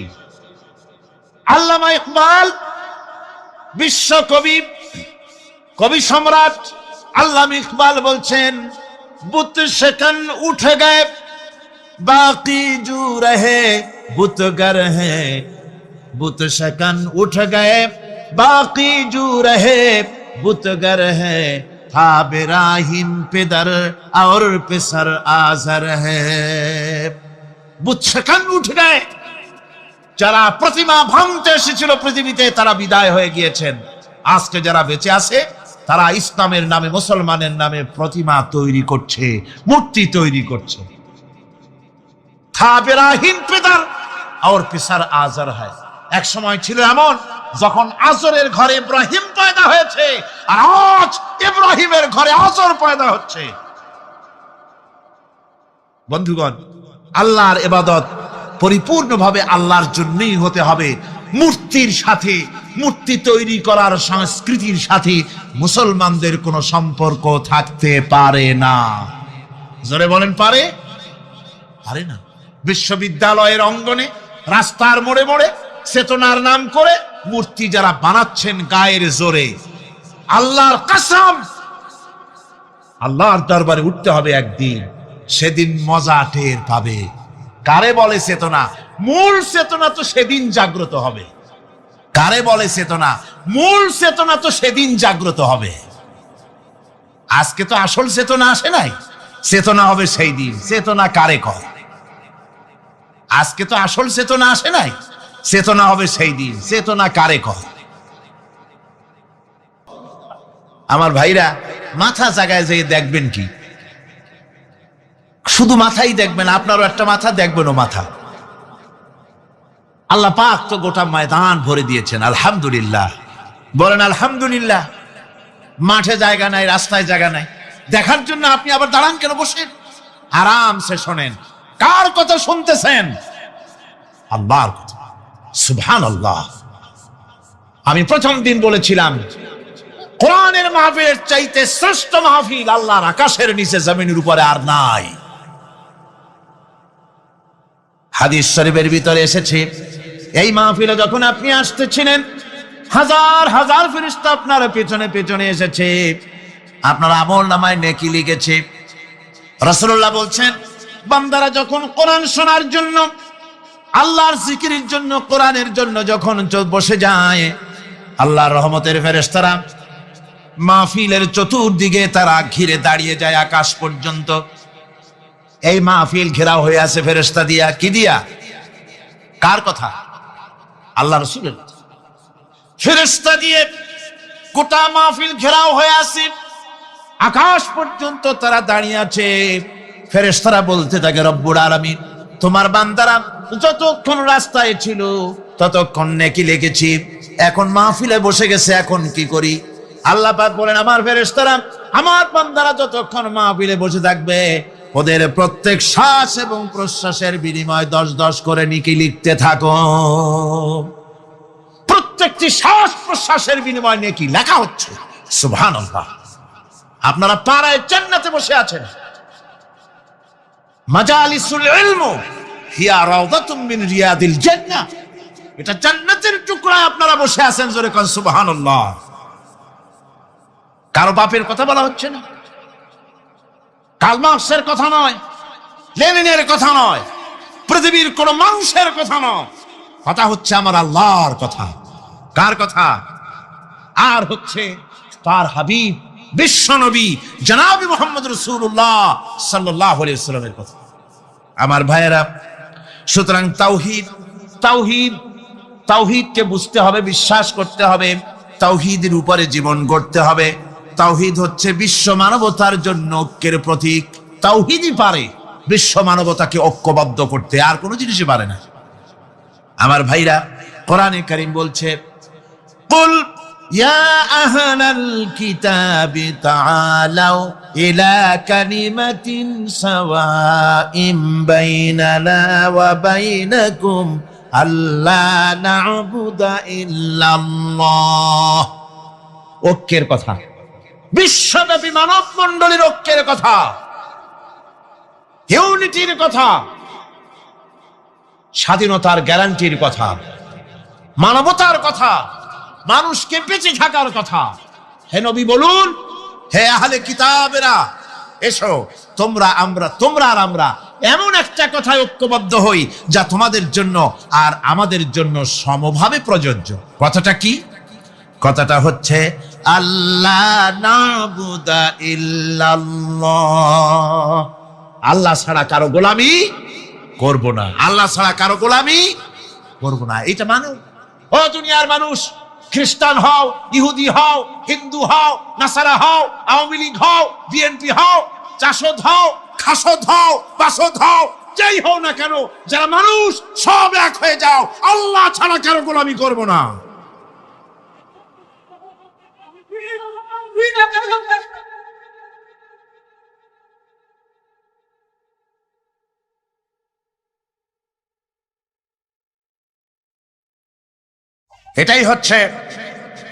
এটাই হচ্ছে আল্লাহ পাকের পক্ষ থেকে গোটা বিশ্ব মানবতার ঐক্যের বাণী, বিশ্ব মানবতার ঐক্যের কথা।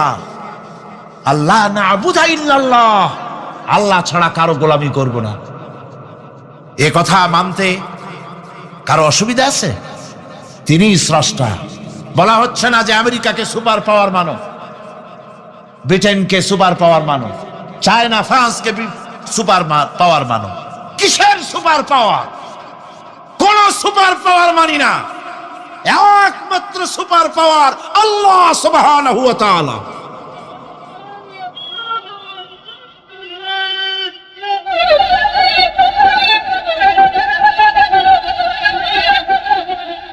সেই আল্লাহ সুবহানাহু ওয়া তাআলা তিনি বলছেন, পৃথিবীর মানুষেরা তোমাদের সৃষ্টি করেছি আমি, সুতরাং ঘোষণা করো আল্লাহ ছাড়া কারো গোলামি করব না। সকলের জন্য কি সুন্দর কথা, সাওয়াইম বাইনানা ওয়া বাইনাকুম, তোমাদের জন্য আর আমাদের জন্য সমান। তোমরাও আল্লাহরে মানো, আমরাও আল্লাহরে মানি, সুতরাং আল্লাহর গোলামি করতে অসুবিধা কোথায়? ওয়ালা নুশরিকা বিহি শাইআ, আর আল্লাহর সাথে কারো শরীক স্থাপন করো না।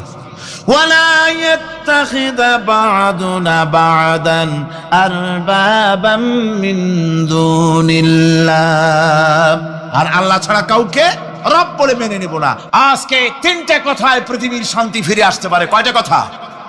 মাত্র তিনটি কথায় এই উত্তপ্ত পৃথিবী, অশান্ত পৃথিবী, এই অশান্তিময় প্রজ্বলিত পৃথিবী, মানুষেরা যেখানে জ্বলছে আর জ্বলছে, সেই পৃথিবীতে শান্তি আসতে পারে মাত্র তিনটি কথায়।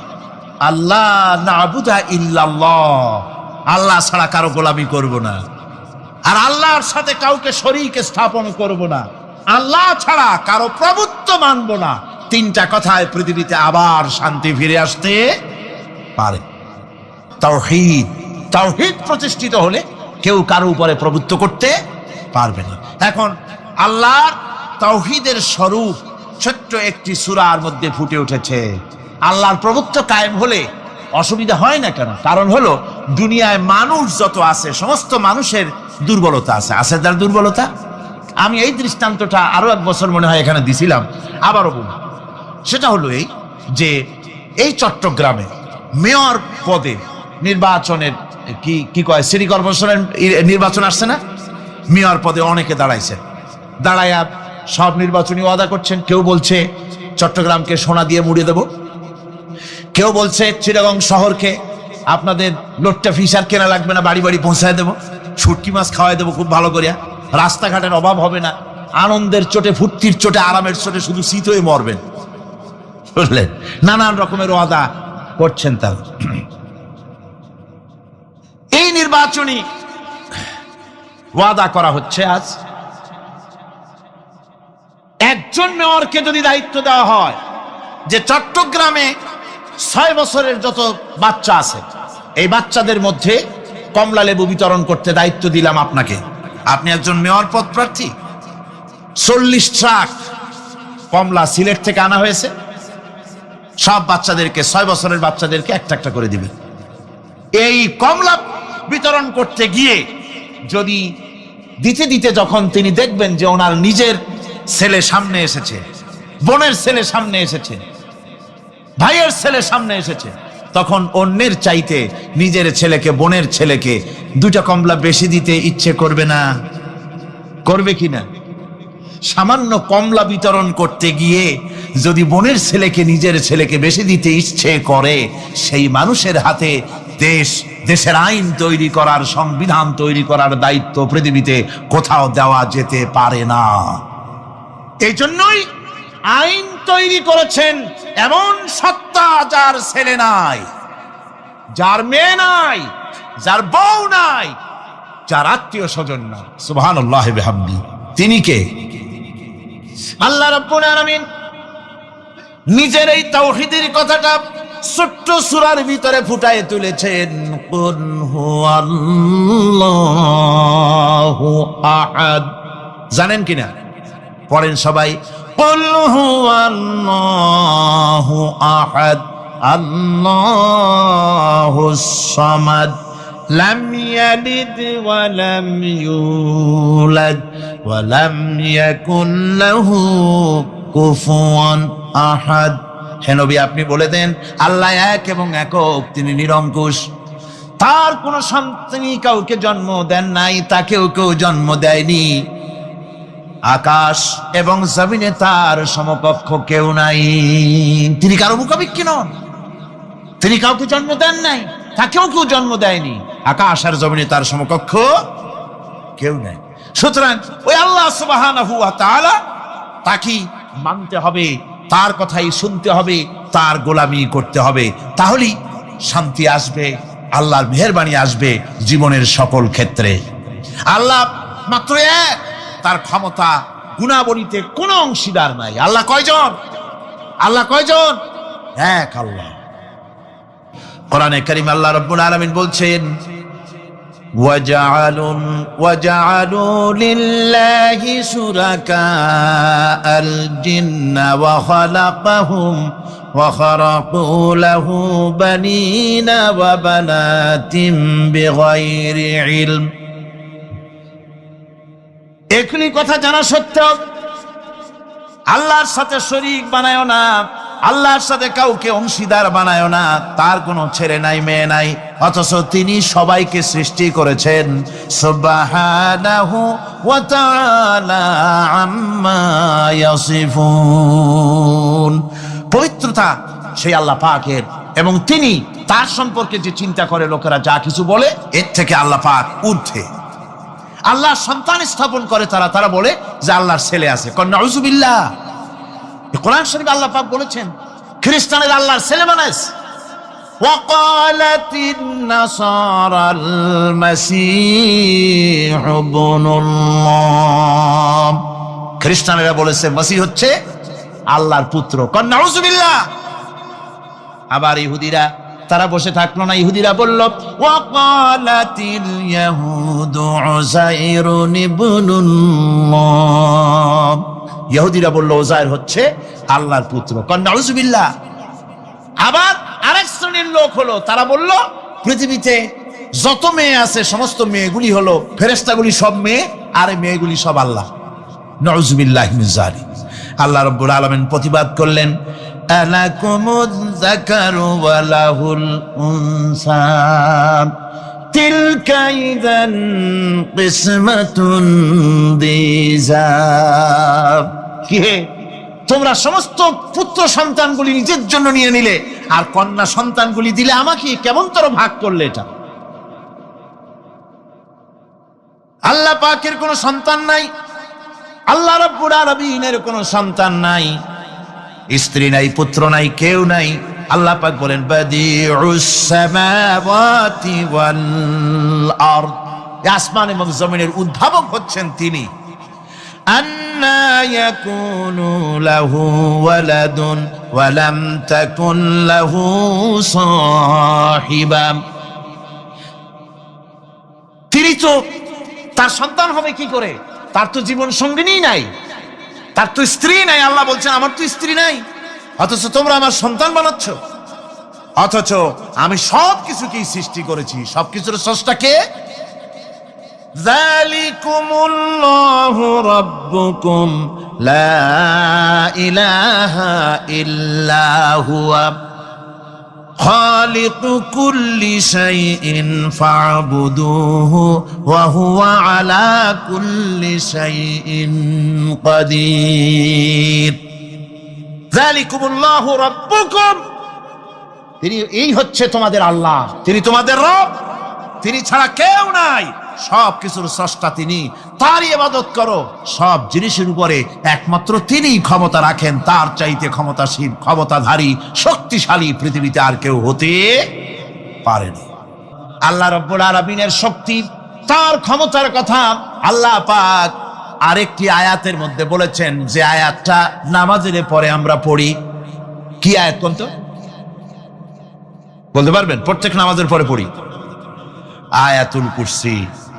আয়াতুল কুরসি এমন একটা আয়াত, এই আয়াতটি সম্পর্কে রাসূল করিম সাল্লাল্লাহু আলাইহি ওয়াসাল্লাম বলেছেন, ফরজ নামাজের পরে, প্রত্যেক ফরজ নামাজের পরে যে ব্যক্তি আয়াতুল কুরসি পড়বে, আল্লাহ রাব্বুল আলামিন কিয়ামতের দিন আল্লাহর তার প্রতি দায়িত্ব হবে একটাই, যে আল্লাহ পাক ওই ব্যক্তিকে জান্নাত দিয়ে দিবেন। সুবহানাল্লাহ। কেন? এই আয়াতের মধ্যে কি আছে? এই আয়াতে আছে আল্লাহ পাকের তাওহীদের কথা স্পষ্ট করে বলা হয়েছে। আল্লাহু লা ইলাহা ইল্লা হুয়াল হাইয়ুল কাইয়্যুম। পড়েন সবাই, আল্লাহু লা ইলাহা ইল্লা হুয়াল হাইয়ুল কাইয়্যুম। আল্লাহ তিনি, যিনি ছাড়া কোনো ইলাহ নাই, তিনি সদা জাগ্রত, তিনি চিরঞ্জীব। লা তাখুযুহু সিনাতুন ওয়ালা নাওম। আল্লাহ ঘুমায়, আল্লাহ তন্দ্রা যান, আল্লাহ জিমায়, আল্লাহর জিমানি নাই, আল্লাহর তন্দ্রা নাই, আল্লাহ ঘুমান না। সুবহানাল্লাহি ওয়া বিহামদিহি। অহরহ তার সামনে রয়েছে গোটা পৃথিবী, গোটা আকাশ ও জমিন, সমস্ত সৃষ্টি জগৎ তার সামনে। তিনি ঘুমান না, তার কোনো তন্দ্রা নাই, তার কোনো নিদ্রা নাই। আল্লাহ কোথায় আছে? আল্লাহ কোথায়? এটি আকীদার প্রশ্ন, এটি আকীদার প্রশ্ন। আপনাকে বুঝতে হবে, জানতে হবে আল্লাহ কোথায়। আল্লাহ পাক হচ্ছেন আলাল আরশি ইস্তাওয়া। আল্লাহ পাক আরশে আজিমে সদা সর্বত্র বিরাজিত। এ কথার অর্থ কি? এটার অর্থ হলো আল্লাহ পাকের ইলম মুহাইয়া করে রেখেছে গোটা সৃষ্টি জগৎকে, তার ইলমের ভিতরে রয়েছে সব। কথা বুঝতে পেরেছেন? যদি বলেন আল্লাহ সব জায়গায় আছে, তাহলে তো পানির মধ্যে, বাথরুমের মধ্যে, ঘরের মধ্যে, সব জায়গায় আল্লাহ পাককে থাকতে হয়। যে সব জায়গা অবাঞ্ছনীয়, অবান্তর জায়গা, সেসব জায়গায় আল্লাহকে থাকতে হয়। মূল কথা হচ্ছে আল্লাহ সব জায়গায় আছেন, তার অর্থ আল্লাহ পাক আরশের উপরে আছেন, আরশে ইস্তাওয়া, তিনি সর্বত্র বিরাজমান। এ কথার অর্থ হলো আল্লাহর ইলমে, আল্লাহর জ্ঞানের মধ্যে, আল্লাহর নজরের সামনে, আল্লাহর চোখের সামনে গোটা সৃষ্টি জগৎ রয়েছে। সুবহানাল্লাহ ওয়া বিহামদিহি। এক নাম্বার প্রশ্ন, কিয়ামতের পূর্বে সর্বপ্রথম বড় আলামত কোনটা? 2 নাম্বার প্রশ্ন, জান্নাতীরা জান্নাতে যাওয়ার পর সর্বপ্রথম কোন খাবার দিয়ে আল্লাহ জান্নাতীদেরকে মেহমানদারি করাবেন? 1 মিনিট।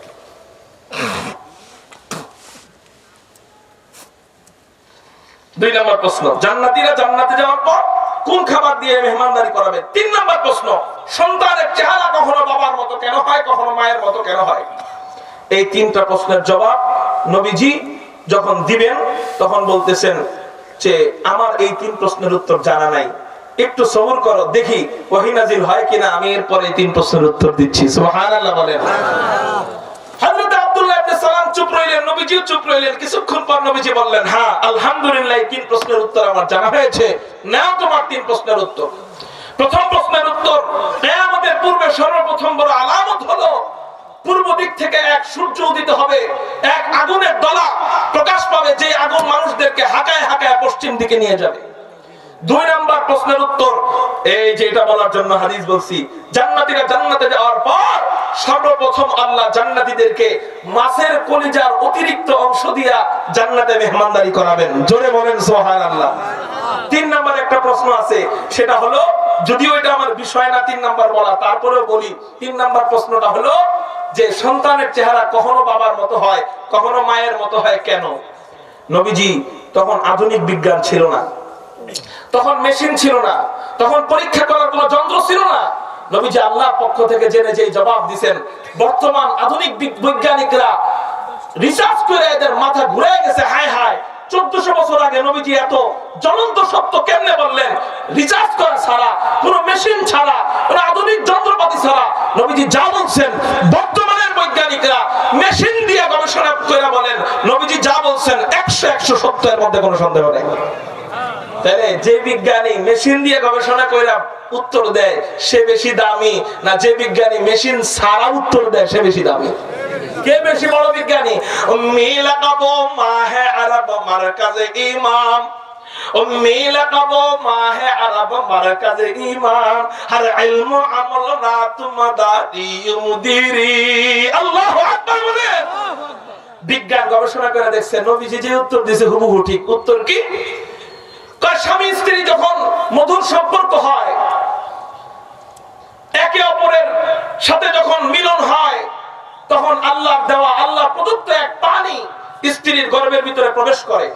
সেই পানিটা যদি পুরুষের বেশি হয়, সন্তানের চেহারা দেখতে বাবার মতো হয়। সেই পানিটা যদি মায়ের বেশি হয়, সন্তানের চেহারা দেখতে মায়ের মতো হয়। চিৎকার দিয়ে বলেন সুবহানাল্লাহ।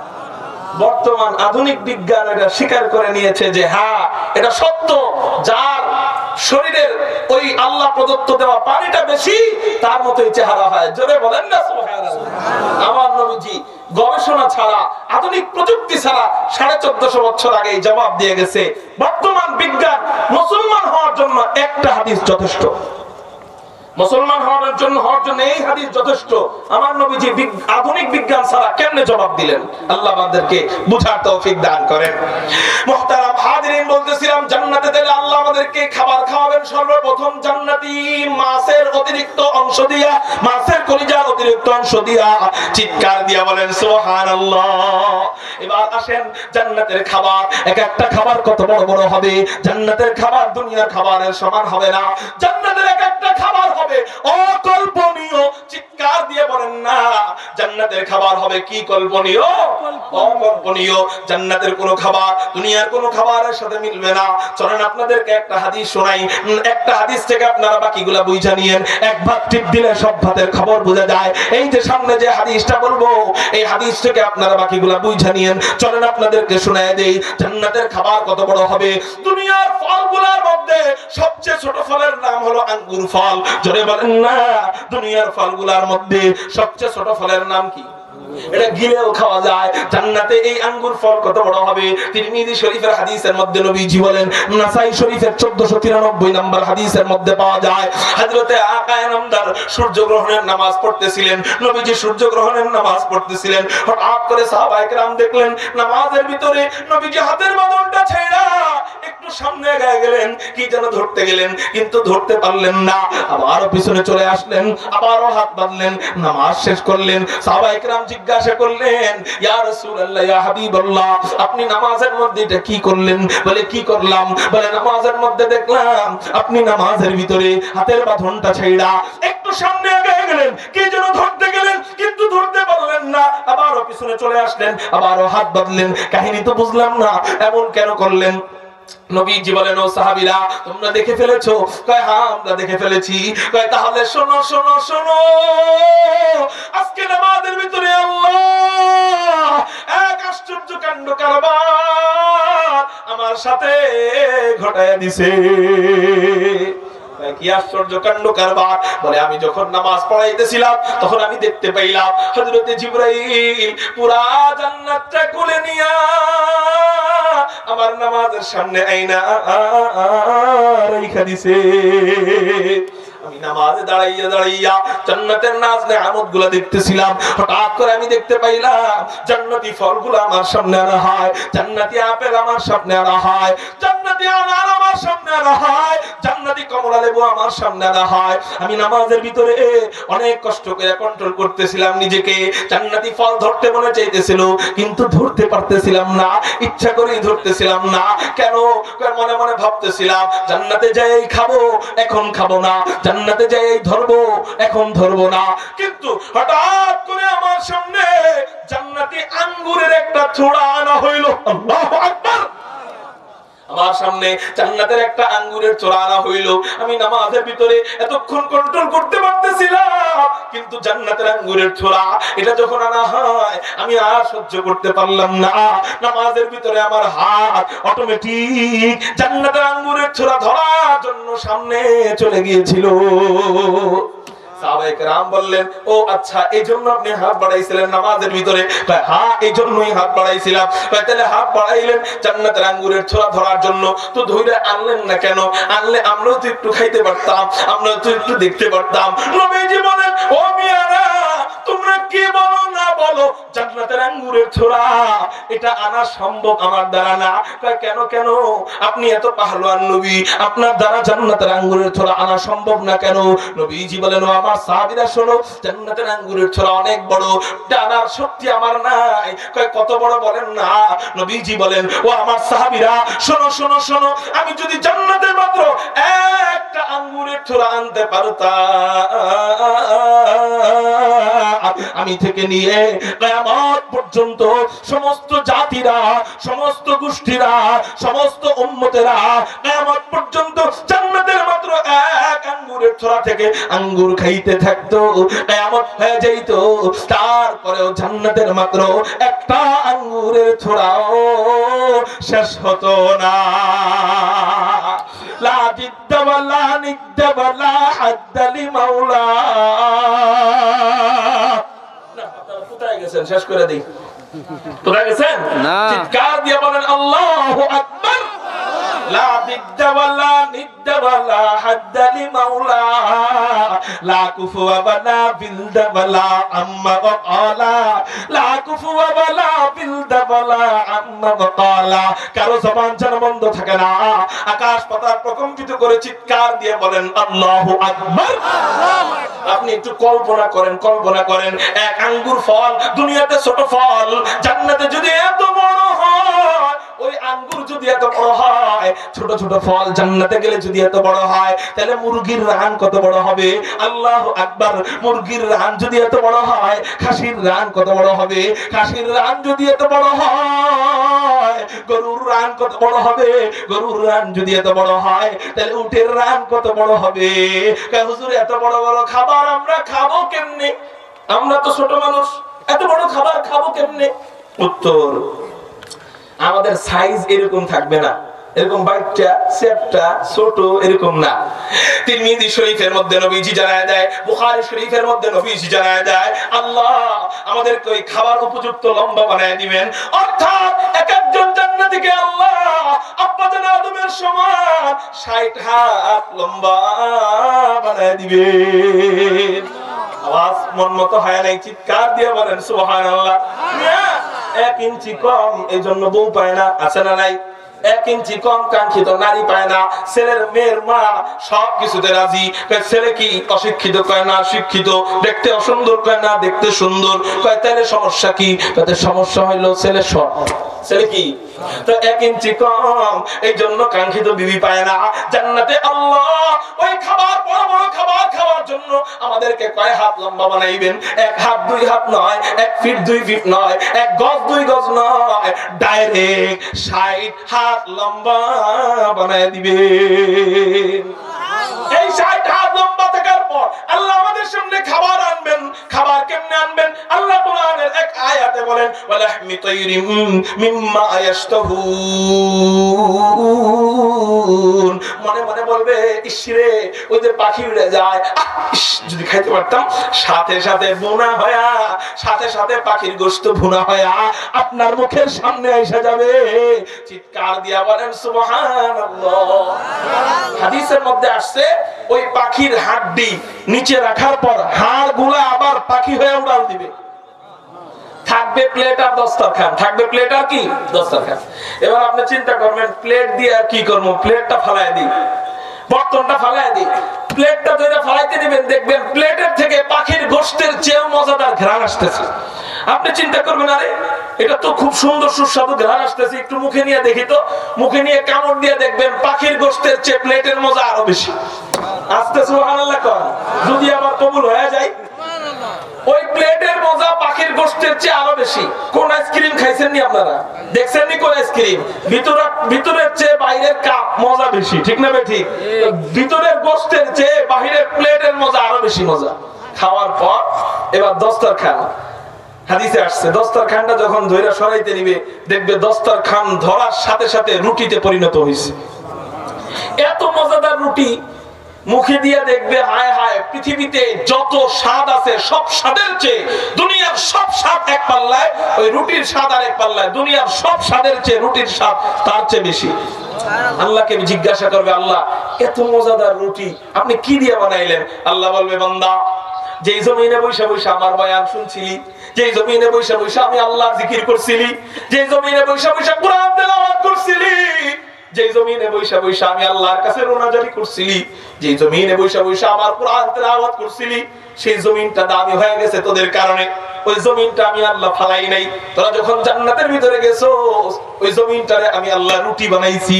ওই জমিনটারে রুটি বানাইয়া আল্লাহ জান্নাতীদেরকে খাওয়াবেন। কয় হুজুর, জমিনে রুটি বানাইলে তো বালু কিসকিস করবে। হুজুর, ওখানে কি বালু কিসকিস করবে না? উত্তর হলো, ভাত আসে কোথার থেকে? আম আসে কোথার থেকে? কাঁঠাল আসে কোথার থেকে? ফল ফুল আসে কোথার থেকে? তাহলে এক আম যদি এত মজা হয়, এক কাঁঠাল যদি এত মজা হয়, এক ফল যদি এত মজা হয়, আল্লাহ জান্নাতে সব খাবার একত্রিত কইরা ওটা নির্যাস বের করে সব মজার রস দিয়া আল্লাহ জান্নাতি রুটি বানাবে। এবার আল্লাহ আমাদেরকে রুটি খাওয়াবে। এবার ওটা খাবো। খাইতে খাইতে জান্নাতের এই সমস্ত নাজ নেয়ামত, ডাইনে বিশাল বড় গাছ, এক একটা গাছের এক মাথা থেকে আরেক মাথা কমপক্ষে 500 বছরের রাস্তা, বামে বিশাল বড় বাড়ি, পিছনে 72 জন হুর, সামনে 80,000 খাদেম। এগুলা দেখা হঠাৎ করে জান্নাতীরা একটু টেনশনে পড়ে যাবে। কিসে পড়ে যাবে? কারণ ফকির আপনার কাছে যদি চায় 5 টাকা, কয় টাকা? আপনি যদি তারে 1 লাখ টাকার একটা